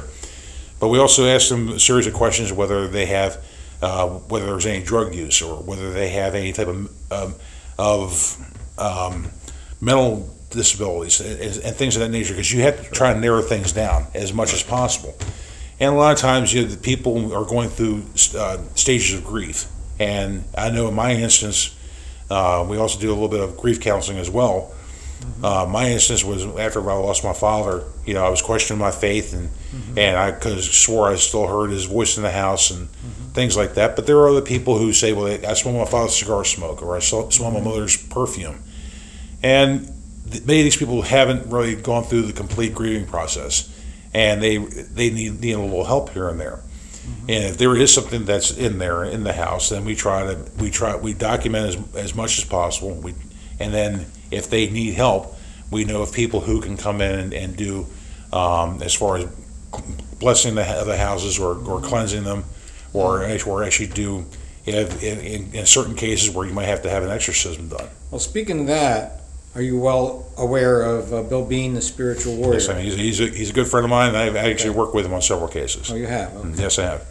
Now, we talk about a lot of people, in early 2000s, maybe it was starting to come into TV and all, because the one that comes to me most is Ghost Hunters was the most famous one, and there have been other TV shows. Yes. And a lot of people see this stuff and are very skeptical, and they say, this isn't real, this is fake, but you take a scientific approach. Yes. Is that correct? And what kind of equipment do you use to measure and verify what you might find? Well, we go even beyond what they show on TV. Tell us what you do. A lot of that we use electromagnetic field monitors. We go around, we check for all of the possibilities of stray electricity through the location.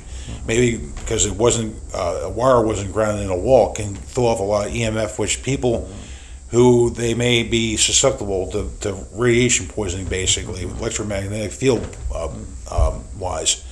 And also you go through, and we use digital thermometers, but also we use regular thermometers. I mean, the old time with the old mercury, I still stand by with that. Hygrometers. We also measure ambient humidity. Also, we have another meter we use that goes with the phases of the moon, and also with the tidal changes, the high tide, low tide, things of that nature. Usually with a lot of energy we'll pick up when there's high humidity in the area, especially when you hear about cold, rainy night and a lot of the ghost stories. Well, a lot of that is partially true. That's ionization. Ionization because of that, because it's charging everything up. And we have digital voice recorders. We also still have the old cassette recorders, which we use to try to capture EVPs. And simply just like you and I talking right now, and you'll have a third person come in there, like we had one location in Crownsville many years ago at a private residence. And you hear this, we played it back, we had a group EVP session, and there was an old lady off in the distance. You could hear her as we only have one person ask while everyone's in the room to be accounted for. And you hear this lady in there, and it comes back and says, "I'm laying down." And it's like we just disturbed her sleep, whatever it was, But that's it just reaffirmed what the client was experiencing. We also have cameras. With the digital cameras which we use. We have some that shoot in full spectrum or in infrared, and also with ultraviolet. Oh wow! Okay. We also use night vision cameras, which we have a base station which we use at Command Central. And we have one person that's there, and with our walkie-talkies, we direct the groups who are within those different sections of the building to go to those locations where something may have fallen in front of the camera, or we heard through with our microphone system picking that up. Right, and you would say, from 14 till now, you say you do believe in the existence of entities. At this point, well, I consider myself an open-minded skeptic. You're an open-minded skeptic. Open-minded skeptic, if you look at it that way. Okay, well, it's. I've heard you use that term before. What that is I'm open to anything that's out there. I mean, there's many things you can't explain. I've seen things, especially with the investigation we did in Crownsville many years ago, and we caught a full body shadow figure coming in on camera when we blocked everything out with black fabric cover. Rule out any kind of exterior lights coming into the room, and also covering up a shiny object within the room. And also, when we have the camera placed, and we position it where anyone who comes into that room, they're going to be on camera. You can't get behind it. There's no way around trying to manipulate anything. 20 minutes after the shadow figure appears, excuse me, we had a partial apparition that actually flew in and came right towards the camera. Wow. So that right there, and it reaffirmed what the client had said. And when we turned it once we compiled all the data that we collected, and we presented the evidence to her, sadly she passed away about a month after we turned the evidence over to her. But that right there, it does prove it to you. Right. But there's some things that I can't say one way or another, but this is right here. I knew we had it. We finally captured something. Well, I was going to say too, that have you ever used psychics or in the form of kind of a seance where somebody tries to summon spirits? No, that's one thing we don't do. You don't do that. We don't do that. That's a big no-no. Very much like Ouija boards. Although I know people who do that, but we don't do that with investigations. What we are is we're fact finders. We go in basically It's like Jack Webb used to do on Dragnet, just a facts man. Go in there and you want to cut and be as scientific as possible. And luckily like I said, we have a scientist who built some of our equipment on the team, and he built our DVR system that we use. And once we go in there and we do all this, we have other people who actually overlook once we gather everything. And we weed everything out, and here's the final data that we collected. It shows what we captured. We actually show it to other people. That way we have other opinions. What do you think this is? So that way you keep everything honest. But a lot of other teams they don't go that extra mile. We try to go the distance and then some. Well, in doing that, are you also part of a national organization or a national kind of, I don't know, group of, or fraternity, we might say, of paranormal investigators? There are some people that are out there that are part of, they call the TAPS family. It was the Jason Hawes. Jason Hawes, TAPS. Yeah. And we're not part of that. You're not. You have one group that's with the Jason Hawes type group there, and it might be a TAPS family member. And then you have the other ones who are with Zach Bagans and the Ghost Adventures crew. Okay. And might be part of that. We're strictly independent. You're independent. We're independent of either all. one of those groups of people. We have many people who have gotten many years under their belt, went out there and done the investigations.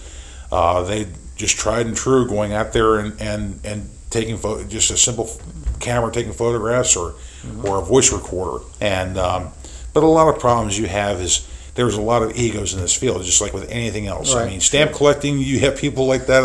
I see that with coin shows. I mean, but a lot of this, there are people who do it as a hobby. There are people who do it because they want to further their interest in maybe reaffirming their belief in the hereafter. Ours is a passion. You have to have the gut instinct to try to get into it. Anyone can get into it. It's just a matter of how far you want to be able to learn from the tried and true aspects of people who've been doing this for many years. Right. Now, you mentioned one other time something about demonic entities. And have you come across anything you would call the demonic entities and how you deal with those? Well, the one case that we did many years ago actually went up as it turned into an episode of The Haunted for Animal Planet years ago. It was called Stalked by a Vampire, and we were involved in that one there. It was a case out of Broadneck, which is down near Annapolis, and the client was actually graduated with the brother of my wife, and she contacted us, and make a long story short, they were saying, well, that there was a demonic entity or some type of evil spirit there that was attacking her two youngest children. Come to find out that was actually a jinn case, and jinn is where genie and bal comes from. It's D-J-I-N-N. Okay. And it's from Islamic folklore about where God created heaven and earth. He created angels and jinn. Okay. And when he created mankind, he wanted angels and jinn to serve mankind. Okay. The angels agreed to it. The jinn did not. They figured that they were superior to the humans and would not submit to the helping the humans. So basically, Iblis, who was the big poobah of the jinn, had disagreed with God, and he banished the jinn to a parallel universe. Oh. But they are allowed to test mankind, as in times of imminent peril and danger, whom do you place your trust? You're going to turn to God. So basically, they're allowing the jinn to be the practical jokers, and where some people will say, well, imps or leprechauns or something like that, but usually some people will say, some in the Islamic lore would say that's jinn. And they walk among us according to their lore. But this case that we had, we actually saw physical scratches on the client.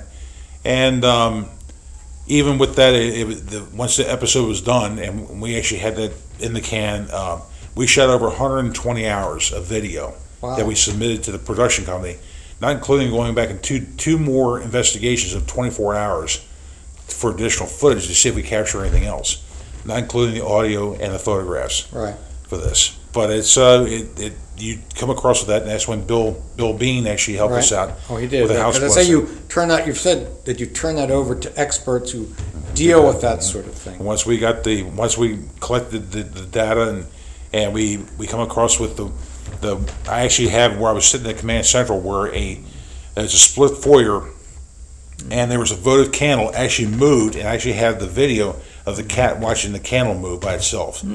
I was shoved down the staircase. I had something hit me, and when I brought my shirt up, you could see where something hit my shoulder blades. It shoved me down while I was going out to retrieve a piece of equipment out of my vehicle. A jinn. And basically, it's a jinn just up there, just testing everything. Would that be out. what people would also call poltergeist? That with poltergeist, usually they say they're kind of trickster ghosts. It's kind of like that. It can be intertwined. I mean, there are different takes of different things with it. But with this case here, the way it was attached to the family and the way it was attached to, basically, is focused on the mother, not so much as two children that was targeting. And also, it didn't help that you had a Satan worshiper who was actually renting out the basement sofa that she was sleeping on. Because later on, we actually brought back in. We were called in on numerous occasions and did all these investigations. And after Bill had done his cleansing, we had actually brought in an Anglican priest to do a full house exorcism and a blessing again. And that's when he found the sacrificial knife that they used during the satanic rituals. Wow. And found some other things. And of course, that renter was not there when we did the investigations, but she did find out when we did do the cleansing up there, and wasn't too happy, and she moved out afterwards. Interesting. Now, have you ever got people, and from your investigations, I guess, that give what you do a bad name in that you have to debunk something because there are fakers out there saying, this is phenomena that they've either captured or that they faked either by a photograph or a recording? Have you ever done the opposite, which is not fine, but debunk somebody who's a fake? What you do is you refute them. I mean, exactly. There was one case where I was a member of another team at the time when we assisted other groups. And this one actually was on an episode of Paranormal State that they actually did an episode there, and actually they refuted that lady. They had a property over in Parkville, and her episode, and basically it was her roommate that she had that was actually creating this whole mystique, and they actually captured it on video, showing him coming out of the closet, hiding it in a trash bag, and rearranging the furniture, and trying to stage everything. So you have people who try to do that. I mean, there are people who desperately seek attention, and usually when you do the preliminary interview, and you also have people, when I show up, I show up along with the case manager, our tech director, assistant tech director, and 2 investigators, and they'll go through, we separate everybody, and we go through and ask them the same set of questions as we rotate them around to see if anybody's going to be consistent with their stories. And the same thing too, you want to take and you're also doing base readings to find if there's anything that happens there, and especially with that one that was in Crownsville, stuff happened while we were there, and there was no doubt that there was something in that house. Right. So you have people who actually seen that for themselves, and you reaffirm what's already there. Well, people, like you say, ask you to help with their families and with their homes, and I noticed on your website that all your investigations are free. Totally free. Yes, it is. They are free. Yes, now, are all of the paranormal investigation societies do free investigations, or is that standard, or not? It should be a standard. I mean, for one thing, you're going into someone's private home. With us, we do basically we do a 3-hour investigation. We're taking 3 hours out of their lives to try to refute or reaffirm that may be their claim. And what we try to do is try to leave as little footprint as we possibly can when we do these investigations. But there are many other groups that are out there that may take donations. They'll say, well, they have a GoFundMe account, or they may have, well, we need to get this equipment, and maybe you could purchase this piece of equipment for us. We don't take a dime. I mean, we all have day jobs. Right. And we work, but also this is not a set science. But what you're trying to do is you're trying to help the people that are going through these situations. Right. And also with my Christian upbringing, you also have to look at it this way, that you're supposed to help your fellow man. Right. Help your brother. Sure. And this is the right thing to be able to do. There are others who do charge, and I'm not here to condemn or condone what they're doing, but I can say that on my team we won't charge as long as we're still around. Well, that's good. And I mean, it's a public service. Yes, it is. Now, do you agree with some people who say a lot of times places are disturbed that have small children, and small children see things because small children seem to be more sensitive, they say, or close to spirits? They're more open because they haven't developed that blocker, because like your father. Your father, Your father. My dad would be up there. He would. It's just that out there. It's all figment. It's a figment of your imagination. You're letting your imagination run wild. You're seeing things. You sure you spoke of dope? No, I don't touch that stuff. But but it's one of those things that when you have your father up there saying that you're full of it. I mean, come on now, but at that time you don't have that blocker. Right, because you were younger. And as you get older, when they keep saying, stop seeing your pretend friend, it doesn't exist. Well, that pretend friend may be someone who passed. That's true. And but also people that believe that they have guardian angels as well, which may be deceased family members. They're overseeing them. Right. There's a woman here who, like I said, was a psychic, and she talked about she first knew she had the gift when she was a small child living in Italy, and she had this little playmate, this little boy that she played with, and he turned out that he had been somebody who had passed on. She was the only one that ever saw him, because she was a little girl at the time, see, herself. Mm-hmm. And it's just like out there, we actually did an investigation of the Trans-Allegheny Lunatic Asylum in West Virginia, and there's a section there where a little girl had died out there, and as you take candy out there or toys, and sure enough, the candy's gone out of the wrapper, and no one's been in the room.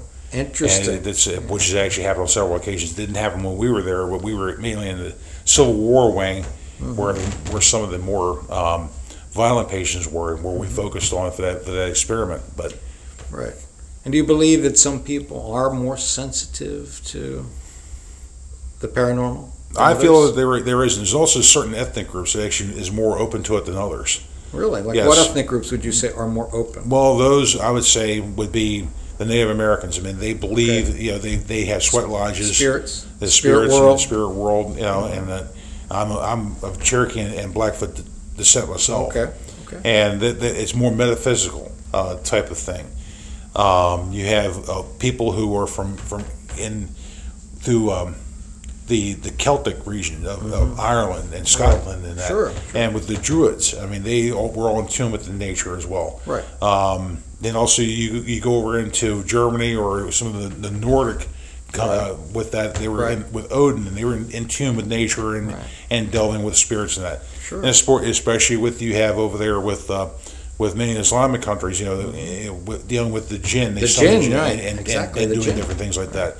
with the Chinese, and maybe they count on their ancestors, and they would use certain drugs to actually heighten their experiences and such. Right. And with the ancient Chinese medicine, they feel that the spirits are coming in and helping their guiding hand to heal people. There's many stories all over. Right. And but it's really interesting to be able to hear from many of the people themselves that have gone that path, or when you have actual research that people have done and documented cases. Now, when you did an interview 5 years ago, I mean, you told a story I thought was pretty interesting. It was, I think you were up at Gettysburg, which a lot of people feel is one of the most haunted places in America. And you mentioned the story that you weren't there at the time to really investigate ghosts of soldiers or entities of soldiers, but something about an 1858 smallpox epidemic? Yes. And you were in a cemetery? Mm-hmm. I was up there at Evergreen Cemetery, and that's the cemetery where J.A. Wadesbury, she was the lone civilian that was killed during the Battle of Gettysburg. Right. I had gotten permission from the cemetery managers at the time. I would do a lot of photography during nighttime, and also it was kind of a way of testing new equipment out. And we went up for camp over that weekend, and we did some things. And so while we were out, we went and I was allowed half-hour increments because of the police presence up there, and they're afraid of people breaking in, doing whatever. Right. And so I respected a lot of it, and I appreciate what they did for me. So we went into a section where it was a typhoid outbreak in 1858. Okay. And there was many people who died up there from typhoid fever. And so we got in this one section, and I was with these rows, and I decided to bring out. We had a K2 meter, which measures EMF, electromagnetic fields. Right, okay. And it's a way you can use as a communication with yes no questions. It'll light up when they get close. And we had a recorder which I placed on one of the headstones, and we had the taking photographs. And at that moment, we were just asking questions. We introduced ourselves. We're saying we're being respectful, because just like you and I have a conversation, right, we want to be respectful, right. And because you're coming into their home at this point, and it was going. We were checking the temperature. It was in front. I had a digital thermometer with me, and I would go it was in the upper 70s at night, in the 80s. Okay. And it would go like 83, 56, 82, and it was like at a point of a sphere or a piece of slice, a cold spot, and the temperature kept dropping. Okay. And it got down like in a negative series where it was registering on this. Wow. And so we had one of our members had on his watch. He set the time on his watch to go off exactly 30 minutes. Okay. The session would be over with. Okay. So we had the recorder going, and so this slice kept getting colder and colder at this tip. And even there, we actually had vibrations in the ground that actually happened while we were standing there. Whoa. And you would move it closer to a mausoleum there. It would dissipate, but when you move further away, it would pick back up again. Wow. Okay. Then all of a sudden, you hear the watch go off, and you hear Jim. It's time's up. Okay. I took a couple more pictures. Okay. And then I went over and I said that this is the end of the session, and I turned the recorder off. Okay. So we get in the truck. I go to get my truck. My truck's locked. Uh-oh. I didn't lock it. It was unlocked. It was unlocked. I left the windows down. I had the keys in the ignition, but the doors and everything was unlocked when we left. And now it's locked. Now it's locked when we come back. Okay. And went with the eye shadow of the truck to begin with. Yeah. So we go back to the campground. And we get back and we start going through the photographs and on the looking at the little viewfinder, and we've seen. Of course, people say orbs, and it's more moisture because of the humidity out there, which will, in front of a strobe, especially in front of a camera flash, it'll illuminate. Also, another thing will create these little light anomalies will be escaping radon, because you always ever see by the naked eye, you'll see a little blip of wave. It's not even during wintertime. It's not a lightning bug. It's definitely it's radon that's being escaped in the area, and this is all through the central region of Maryland. We're actually on top of the Canyon Range. When you see that in a still photograph. And you see it in a still photograph. Because, I mean, when you do sometimes video, people talk about, and I've seen it on TV, the orbs of light, but they move. They move. Mm-hmm. Yeah, and that way, and you catch it on video camera. Mm-hmm. I mean, did you have video going that night? Or that night we didn't have video on that night. Wish we had of. But you did have a still photograph. And still photograph. Did you capture something on that still photograph? Yes, we did. Actually, when it corresponded, because we say out the time and the date, and when you close, just like when you open up your recordings, you always say the date, the time. Right. When you start, the date and time when you finish, and at this point, as we go through the photograph, my wife went back there and she pulled it up and she says, "Let me see that photograph." And she went and she opened up even more, and it's you hear on the video, actually on the recording, as I'm asking all these questions, it was like we introduced ourselves, and it sounds like a woman that's coming in. You hear, and it's like she's either gut shot, has labor pains, or she has terrible bowel movement, which would have happened with typhoid. Would have been that point, in the pain. But as it got colder, when I was calling up the temperature, and you hear on the recording, it got louder as it was getting colder. So this thing was coming towards us at that point. So when the time was over and it was time for us to pack it up, and you hear us, before I go over and shut the recorder off, you hear me take the final photographs. Well, that noise that was coming up there with that groaning, now it's going away from us.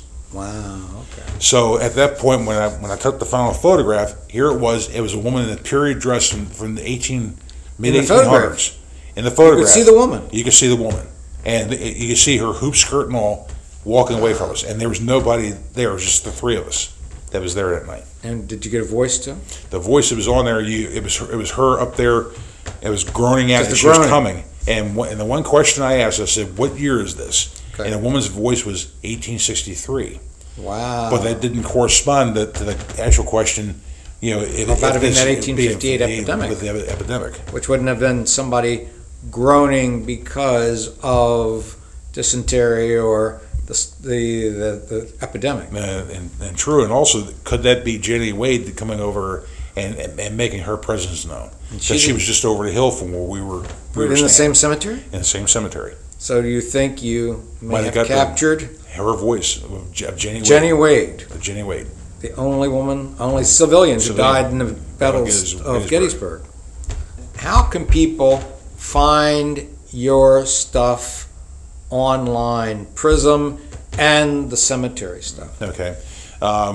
With the Paranormal Research and Investigation Society of Maryland, PRISMed, you can go to www.prismd.net. If you go to YouTube, you look up the Big Jim Jones channel. That's BIGG, Jim Jones channel. 1M. 1M, yeah, 1M with 2 G's. And go on there, you can type in the Cemetery Chronicles, Lost Maryland, Explore Quest America, and put them on there as well. I'm also on Facebook under Prism Jim Jones, and also my main page is Jim Jones, which is in hiatus for 30 days for right now. Okay. But I'm also on Twitter and many other social media websites out there. Terrific. You're everywhere. I share about photography and the videos everywhere once everything's been done and completed. And hopefully everybody enjoys it, and hopefully everybody gets enthused by it to get behind many of these projects, and hopefully we can get some volunteers out there to help out these locations. Terrific. And thank you for stopping by today, Jim. Thank you very much. I appreciate it. Thank you very much. All right. Well, folks, that's the end of another really fun and interesting Paul Stefan show. We hope you really like this one. We might have Jim back, or maybe even broadcast some of his phenomena. He can maybe bring some examples for us for another time. And so until the next time, this is Paul Stefan saying, be good out there.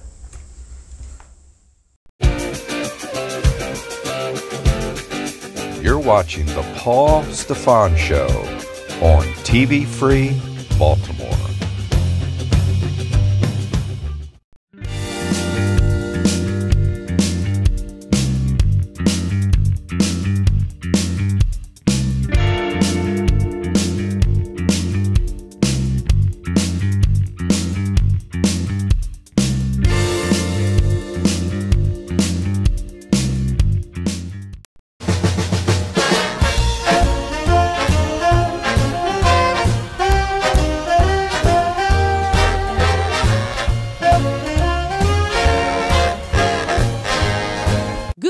cats. Here is Gunhild Carling live, their live broadcast. I think we are the first in the world to having a streaming broadcast on Facebook, YouTube with only jazz music, vintage music for jazz lovers. So, hope you're having a fantastic evening together with us, the Carling family. Yeah. Woo! We have a lot of requests, and the first request is Walter De Bieri from Milano in Italy, and he wants to hear I Found a New Baby. Yeah. I found a new baby with a Dixieland touch. I found a new baby, a new baby. I found a new baby, that's all. His new way of loving made me a slave. His sweet turtle doving is all that I crave. Sweetest kiss, what a kiss, full of bliss, can't resist somehow. Tell me lies, but he's wise. Now the eyes mesmerize, and how I found a new baby with a sweet Dixieland touch. I found a new baby, a new baby. I found a new baby, that's all.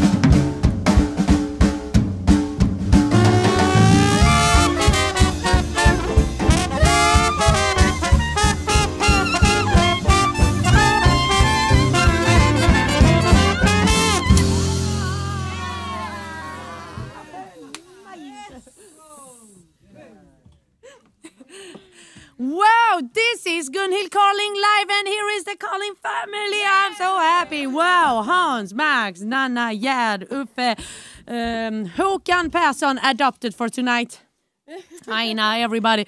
We're going to change a little bit the instruments because next song is Dinah, and the song after that is I Cover the Waterfront, and here is a greeting to the great Louis Armstrong House Museum. I was there a few weeks ago, and I met this wonderful, sweet guy, Ricky Riccardi, and you were fantastic. He's driving 5 hours a day to keep this museum alive, and he knows exactly every recording Louis did. He has scarves that Louis had. I was touching these scarves. I was looking at the scores from the Louis Russell band. I could see rabbit-dip-dap-dab-dip-dap-dip, starting with some barbecue. And when it came to the part, ba-do-ba, and Louis' part was coming in, it was just ad-lib. It was great to see all these suitcases from Louis Armstrong. So here, Ricky, here's 2 songs that played for you and to thank you for your great work. Dinah. Are you ready? Yes. Can you give me my deck over there? Wow. Juggling. 1, 2, 3, 4. Carolina gave me Dinah, sweetest girl beneath that Dixie sun. News are spreading about our wedding. Bells are ringing and my heart is singing.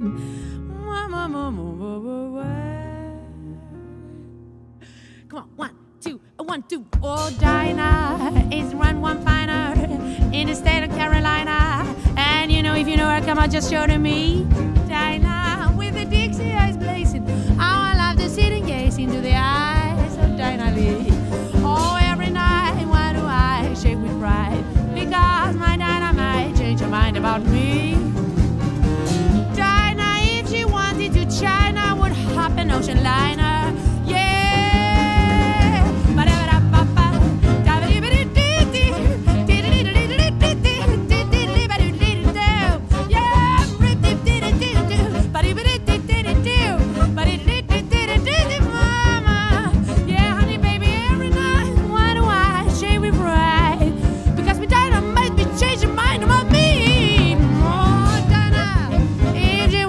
China, when I'm in the ocean liner to be with Dinah.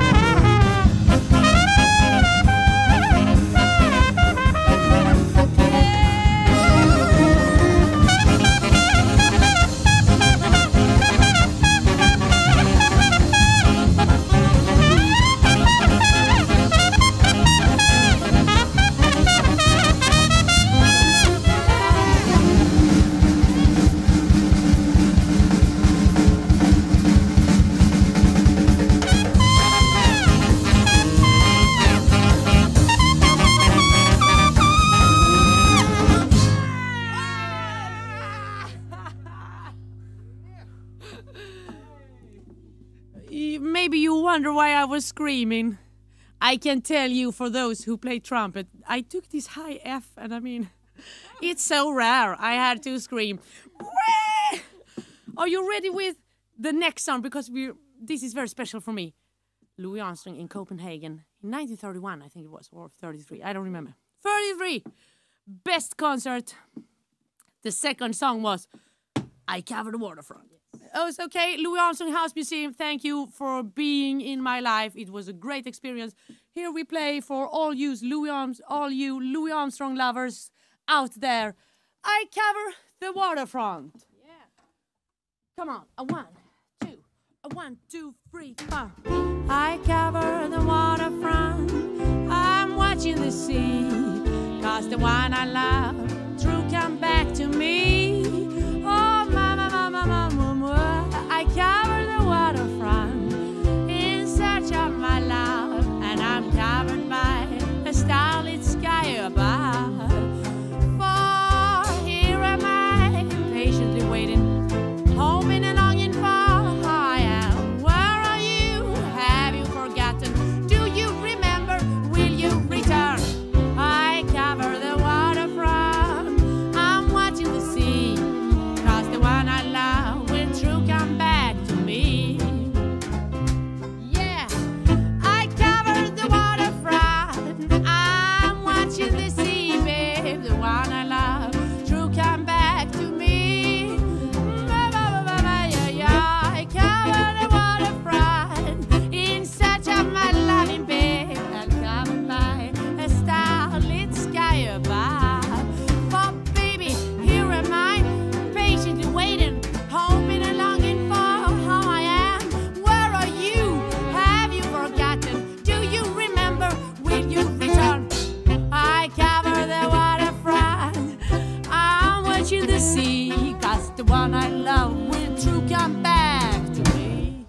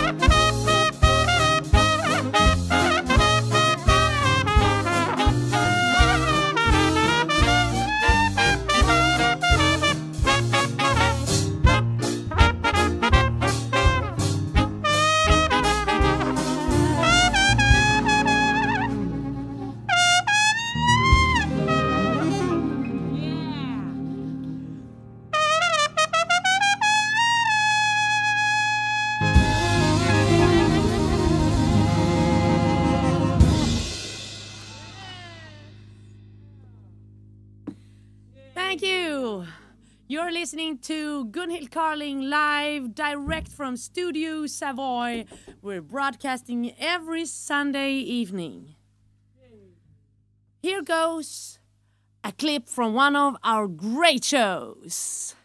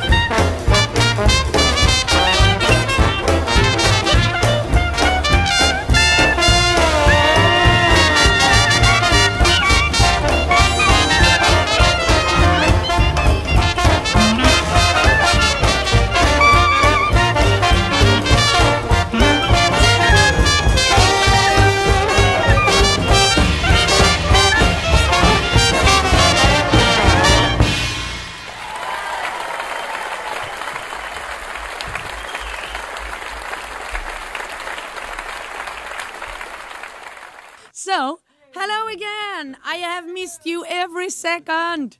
I love that people want to hear songs, and I was in a party and I met a great TV celebrity. Her name is Maria Montazami, and she's Swedish, but she lives in Los Angeles right now, or San Francisco, but on the West Coast.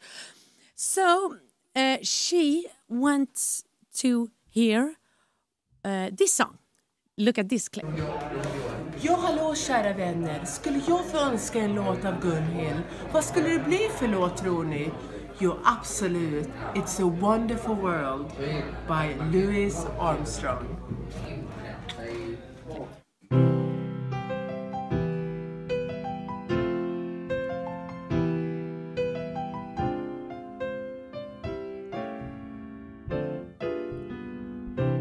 I see trees of green, red roses too.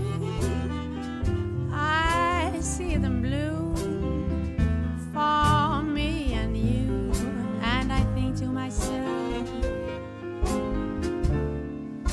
what a wonderful world. I see skies of blue and clouds of white, bright blessed days, dark sacred nights, and I think to myself, what a wonderful world. The colors of the rainbow, so pretty in the skies, also on the faces of people going by. I see friends shaking hands, say how do you do, they really saying I love you. I hear babies cry, I watch them grow, they learn much more than I'll ever knew, and I think to myself, what a wonderful world.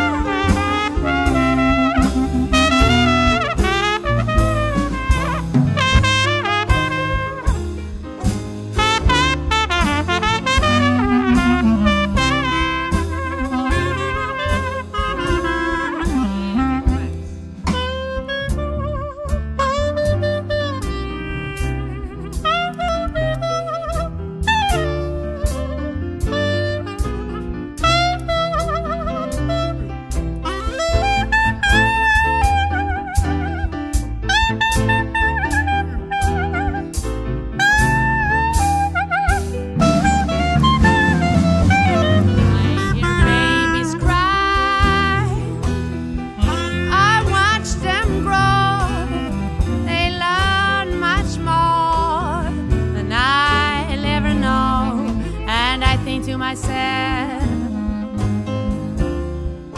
what a wonderful world.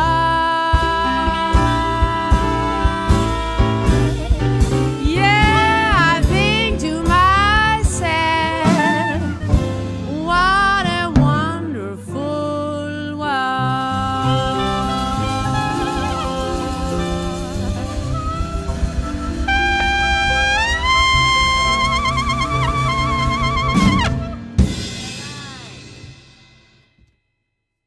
Thank you. Thank you, everybody. We're going to play now. Next request is When You're Smiling, because one of our listeners, Chris Morrison, he wants to hear Ulf sing and play on when you're smiling. Can you do that, Uffe? Nice. Trumpet, vocal. And then we have to invite a drummer because now Ulf the drummer is going to be here. So, Linnea, please join us on the drums. Woo! Can I hear a scream for this new... Okay, I have to take the trombone. That was a scream, I heard it.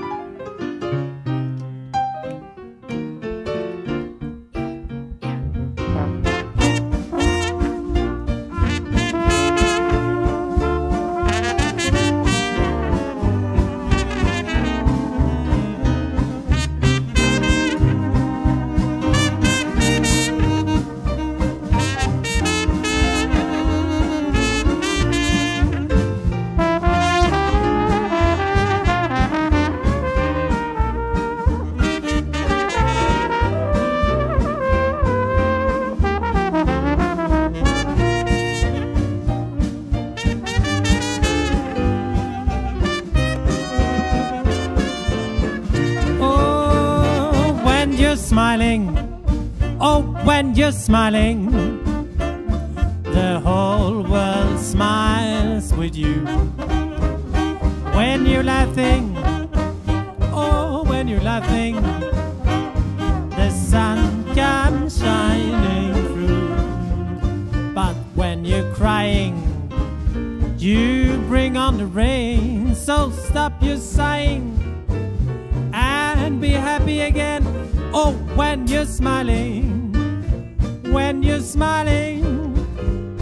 the whole world smiles with you. Yes, yes, yes, yes.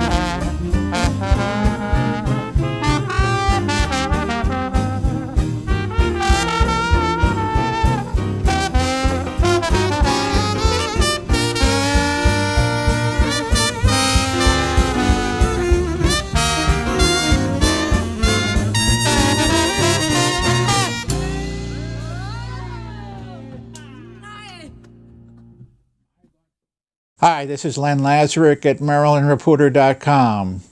You're watching TV Free Baltimore. You're watching the Lansdowne Hour here on TV Free Baltimore. Hello and welcome to another edition of our Lansdowne Hour. And today, our guest is the branch manager of the Lansdowne Library, Cindy Swanson Farmaco. Is that right? Farmarco. Farmarco, excuse me. So welcome, Cindy. Thank you. Now, I saw that with the branch manager brings into what I was saying.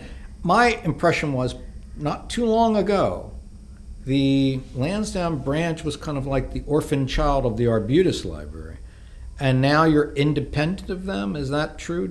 You want to explain that a little bit? Sure, that is correct. Last fall, our administration made a decision to have what were known as the satellite branches, which reported to other branches, to become independent branches and So we achieved our independence, and so now we report directly to an assistant director. Wow. And we got our own branch managers. So I was very fortunately promoted to that position. Terrific. And we also got some additional staff. So it really makes us a full player amongst the 19 branches, as opposed to being kind of a child-parent relationship the way it was I was going to say, it before. always seemed like our library was kind of like a little stepchild or afterthought, you know, especially when it was closed for all those years, you know. And I know we did an interview with you a little while ago, a couple years ago almost now, about the 10th anniversary of the reopening, I think, of the branch. Exactly. That was in 2006. So it was the 10th anniversary of the reopening. And the branch actually was built in 1966. Right. So depending on how you look at it, it could also have been the 50th anniversary celebration. Right. Because I remember being there as a kid, yeah. So, okay, what is the mission of the library? So the mission of the library, our mission is the same as the overall Baltimore County Public Library mission. Okay. So it's providing opportunities to explore, learn, create, and connect. Okay. And fleshing that out. So that's part of our strategic plan from 2016 through 2018. Okay. So according to the plan, what we place value upon is our customers and our communities, equal access and intellectual freedom, flexibility and collaboration, and a spirit of continuous improvement. Okay. So that's kind of what we place our value upon. Right. And then our vision is empowered and engaged individuals in an inclusive and connected Baltimore County community. Wow. So that's our vision. That's what we're striving for. Great. That's a mouthful too. So part I will get back to that because I want to see more about how you guys handle all this. The first, I split up into two things. Technology. You know, what is the role of a library in the 21st century? I think technology is definitely a large part of what we do. Mm-hmm. Yes, we do still have books. They are not forgotten, and we have many. But technology is really, we provide technology services and instruction to our customers and our community. A lot of our customers don't have their own computer. Mm-hmm. So we have 12 computers at our branch for ages 8 and up to use. So it could be a child doing their homework. It could be someone applying for a job. Mm-hmm. We also have one extra library catalog just for people to look up books. And we have 2 computers that are devoted for children to use that have games and educational activities on them. Great. And we also offer a service called My Librarian. So you can have a 1-hour appointment with a librarian to do any sort of technology instruction that you choose. It could be learning how to use Word. Mm-hmm. It could be trying to find a job.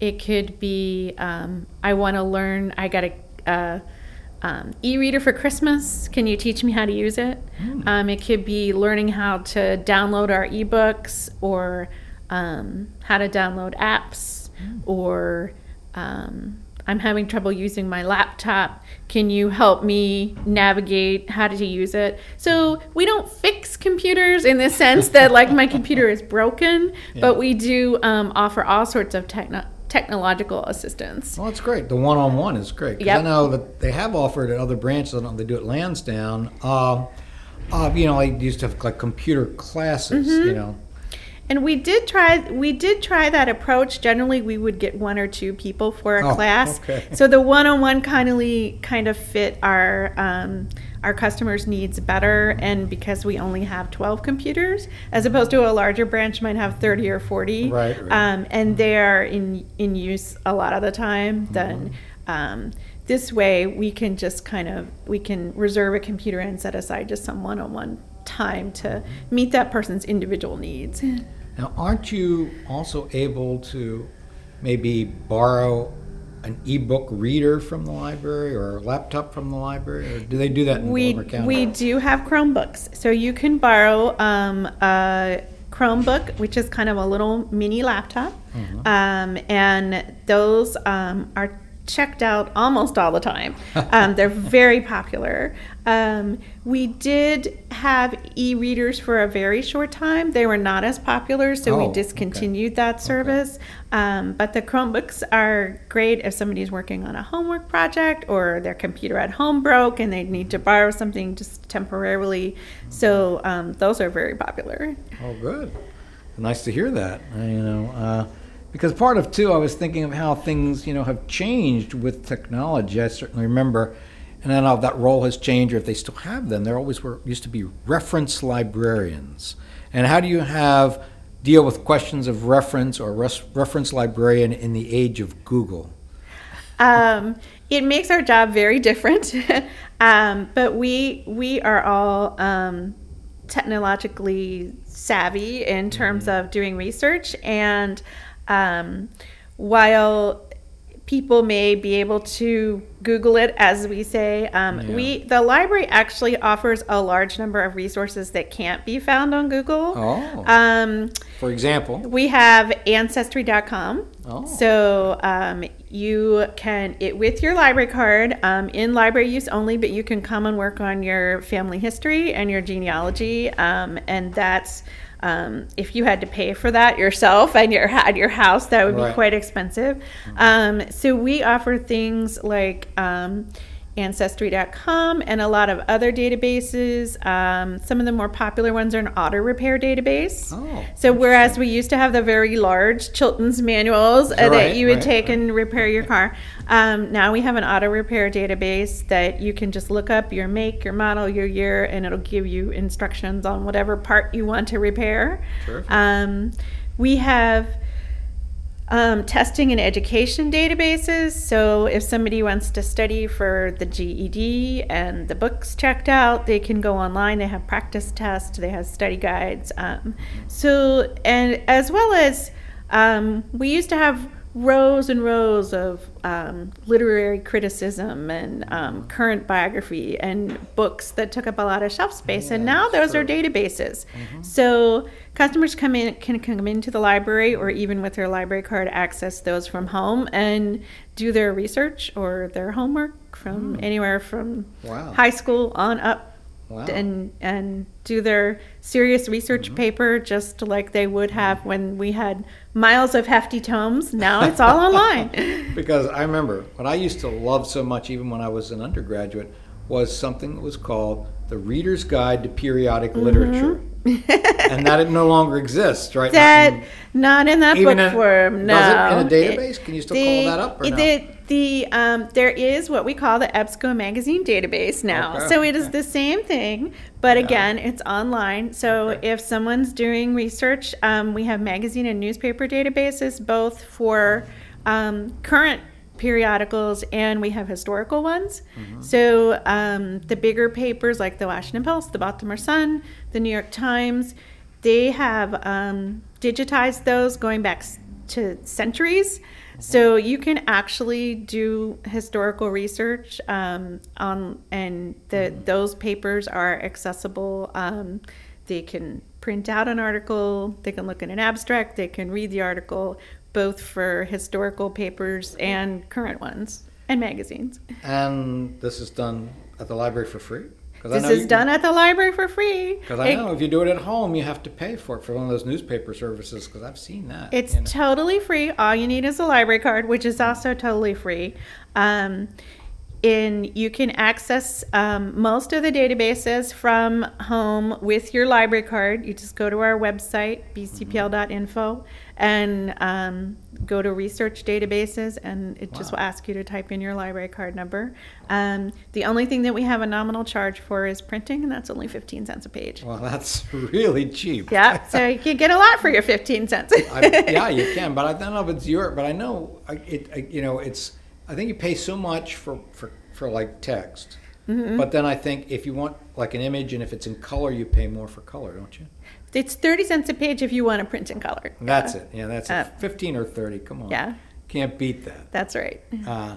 And are these like the technological part we're talking about again? Is that countywide, or is it some of it like you say, like maybe tailored to a branch? Because some of the things needs of this community when people don't have computers, as opposed to maybe a more higher socioeconomic area branch. We, for our particular branch, all branches have computers. We have as many as we could stuff into our building, which is 12. We have a very small footprint that we operate out of. Now, some of the bigger branches, in particular, like at the Owings Mills branch that shares its library with the community college, then they have twice as many at least computers. Right. So we do try to kind of tailor the number of computers to the needs, and in fact, there has been a redistribution of computers. So if some branch finds they're not as well utilized, they will go to another. Then the computers will go to another branch where they might need more computers. Mm-hmm. Okay, that's good to know. So I'm trying to think too about some of the things with programming and things that you do at your library and at the county. I know we talked when you talk about mission, but at one point, and the last time I interviewed you, you talked about the theme of the library. Yeah. Well, the theme of the library is basically give them what they want for the 21st century. So that's our Baltimore County Public Library theme, and we try to do that. We try to have, especially in our little branch, a little something for everyone. Mm-hmm. So we have library cards are free for anyone, and with books, magazines, all sorts of materials to check out. But we also have programs, and some people would not necessarily think of their library as a place to go for all different sorts of programs, but we do programming all the time for anywhere from little kids to adults. So some of the things we have coming up are we have our Winter Wonders Magic Show. Oh, wow. On Monday night. So that's magic fun for all ages with Mike Rose, who's a very popular magician up and down the East Coast. Terrific. And one of the things that we're doing is we're actually starting an anime and manga club. So we're having an interest meeting on Wednesday after school for our teens. So the kids who are interested in anime and manga, we're starting a new group for them. And then we just do things that are family fun, like family game and bingo night is coming up in February. Wow. So we have things for all ages. And then we have some regular programming that we do every week. Every Wednesday night, we have a family story time and a craft. For all geared for little kids, but really any age can come because you can bring your whole family. We also have on the first, third, and fourth Saturday of the month the Pause to Read Dog. So we partner with Pets on Wheels, and they bring a certified friendly dog that will sit and listen to kids read, and that's particularly helpful for shy readers or reluctant readers or kids who may be reading below grade level because they feel a little intimidated reading to an adult, but reading to a dog, it's very relaxing for them. So it gives them a chance to practice their reading skills, and the kids love the dogs. Well, that's terrific. I was going to ask about any literacy programs that you might be doing. Yep, we do the story times. We do sometimes we have extra programs that are particularly geared toward not just fun but literacy, our central programs that are centrally provided. Right now we have the one story time a week, but we also have for the teens, we have really just a hangout time after school. We have teen time on Tuesdays, and then teen gaming, so they can play Wii and PS4 and Xbox games and just kind of hang out and chill out after school. Nice. But we also have programs that adults can learn things as well. So we have our sit and stitch on Tuesday nights. And so you can bring your knitting, your crocheting, your quilting, anything that you want to do, and hang out with other like-minded individuals, and stitch for an hour or two. And then Thursdays, the second and fourth Thursday of the month, we have TGIT. Thank goodness it's Thursday. And that's for grown-ups to have adults-only learning time and creative programming. And we have all different sorts of things that we do with that. It has a pretty good following. Everything from vision. For January, they made a vision board and they had a meditation workshop. Wow. And then we have also had our paint nights have been very popular. We did a holiday paint night in December. We're doing another one for Valentine's Day. So you get to paint a wine glass or a tumbler. So kind of that whole very popular paint night concept. Yeah. Cool. Mason jar crafts are coming up in February. And then in March, we have pop culture and movie trivia night. And a DIY relaxation night, which was another one that was very popular, where you can make your own bath bomb and body scrub to use at home. So it's a very, very popular for the TGIT. Learn how to do something new and take it home with you. Wow. You get to have something that you can bring home. That's right. Now, do you have anything at this branch that are like, book clubs? We do not have a book club at present. We've tried it off and on, but what we do have coming up for the summer is summer reading. Every year we have a summer reading program going way, way back in the annals of librarianship. And so this year's theme is called Libraries Rock. Oh, wow. So it's going to be kind of a music theme.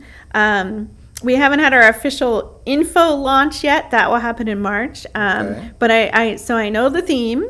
And we have just are piloting a new software called Beanstack that people can register. So we are actually having a little pilot program with January. I know January is almost over, but I'll still talk about it. A winter reading program that it kind of like a very mini summer reading. So kids and adults can get used to the software, sign up, read some books, be eligible for some prizes. But the summer reading is one of the most important things we do because kids have summer slide and they can lose an entire reading level over the summer. Wow. So we encourage them to read. We make it fun. They have a game board that they fill out and then they can bring it back and collect prizes for reading. For the teens, we have, they enter a raffle. So they can win kind of a bigger prize, like movie tickets, or I think the grand prize is like their own e-device. I don't know what it is this year, so I don't want to speak, but like their own iPad type of thing. That's nice. Yeah, very nice. That's the grand prize. And the adults, again, there's even one for adults. So if you choose to enter, this summer, then they have prizes for the adults too. So, and it's all going to be registration on the Beanstack software. So there you go. That's something new and exciting. Because I was wondering different things you're doing for literacy, get people excited in the real books that are still there in the shelves. The library itself has a lot of book reviews that it posts and suggestions, and we do displays all the time in the library. So usually themed displays, and a number of our library staff take turns putting up the display. So we promote the books in that way. We also offer occasionally a person from collection development to come in and do what's called a book buzz. So they'll talk about the new releases that are coming out. We have a book page that we put out about new releases, and there's an online feature as well that called Between the Covers. That's that on the Baltimore County Library County Library website. Okay. Yep, bcpl.info, and so the librarians write those reviews and suggestions. So Terrific. there's lots of places. And of course, we always do reader's advisory too. So if you ask us for a good book to read, we can definitely suggest one. Well, that's good. And I think we maybe try to help you doing that here because we have inaugurated a show, we're calling Books and Authors. Cool. And we're going to get people in here hopefully before their book comes out, which is in a sense what we did last week with Governor Ehrlich because his 4th book is coming out next month. Great. And we want to do more of that. And certainly there's a little things that, the library could be involved with that we would love to. Keep us in mind. And help us with that. And I mean, I was going to say get involved and interested in these programs with real books because I think of almost you can think of with ebooks and everything, we're getting to a point of there might be like the virtual library, that kind of thing where you don't deal with real people anymore. I think there are some of those various places in the world. I think that at least for us, our circulation of actual physical books has held pretty steady. Good. So I think there's really, at least for the foreseeable future, still a place for that. Okay. People like that tactile experience, holding a Yes. book in their hand, taking it to the beach, wherever they're taking it. Sure. And so I don't see a paperless library coming anytime soon. Good.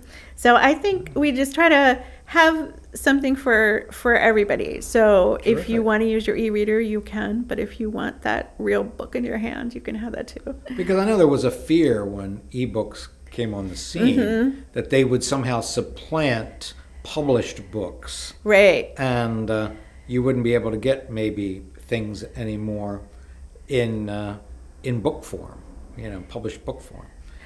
I think from what we see, it's more of a choice of formats rather than one replacing the other. So we could have one book, especially if it's a bestseller. It could be in traditional book form, large type book form, audio form. Oh, that's right. So you Audio have too. 2 choices for that because we have actually 3. We have playaways, we have books on CD, and we have downloadable audio. Oh, wow. So you have 3 choices of audiobook. There you go. And, Didn't know that. and the downloadable ebooks. Ebooks. So we see it in a variety of formats, and it's just whatever suits that person best. Oh, okay. So. And that's not maybe necessarily every book that comes out. Not every book. Because I could see when, libraries and their budgets used to order so many copies of a bestseller or something, a popular book, where it seemed like much more inexpensive. It's available to you in audio or ebook format. And it'd be more accessible instead of, I remember, long waiting lists to get to a book. And now you have options of what format, if you want to actually burning to read that book, like maybe that new book about, Trump scandal or something. Exactly. You can look at the hold list for different formats and say, oh, this one is shorter, so I'm going to put a hold on it in e-reader format rather than the regular book format. But interestingly, we get our ebooks through a consortium, so there can actually be a wait list for an ebook, not just a hard copy book. Okay. So it's not just, hey. It's not just instantaneous. Okay. Yeah, you might have to wait a little bit, even for the ebook. Even though I do, find that Baltimore County is very swift when I put in for a request for a hold. I get those books very quickly.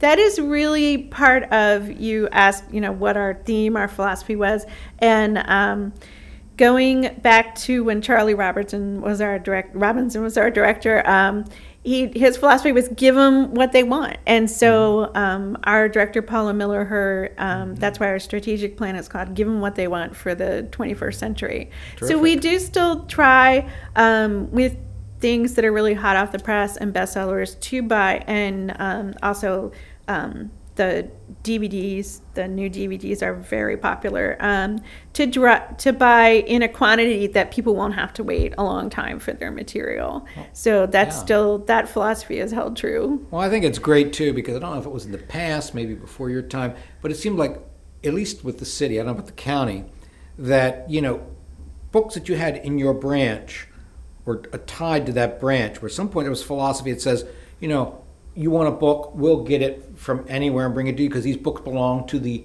entire library system. They're not this particular branch's copy of this particular book.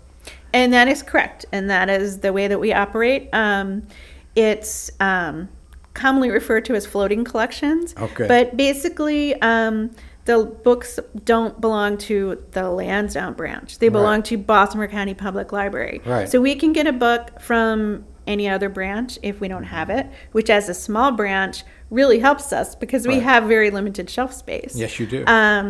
And likewise, so many of our customers will put holds on books, or we can do it for them, and order in, so to speak. Right. And then if our shelves get really, really full of a certain genre, our wonderful collection development person, we can say, would you take some of these and send them to another branch?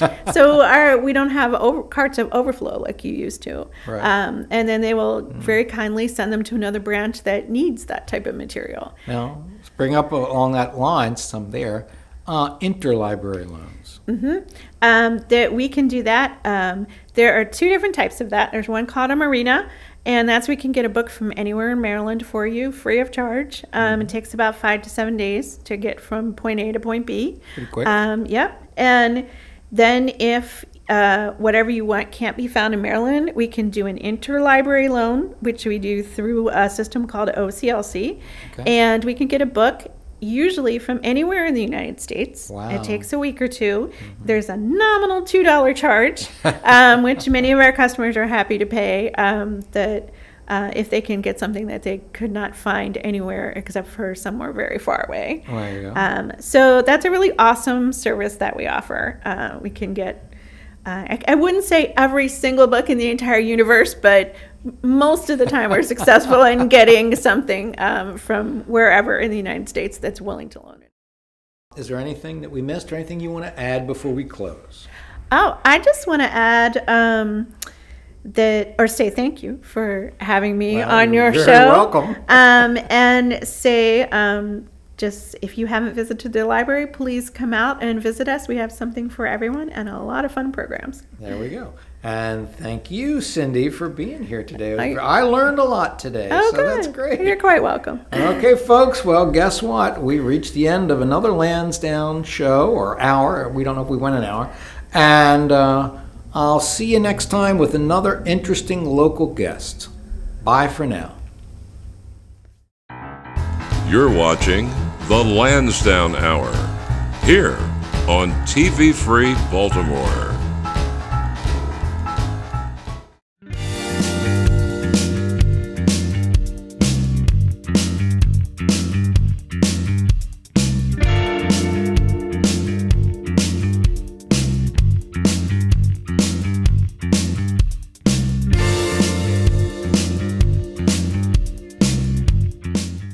Hello, I'm Steve Darnall, the publisher of Nostalgia Digest, and you're watching TV Free Baltimore.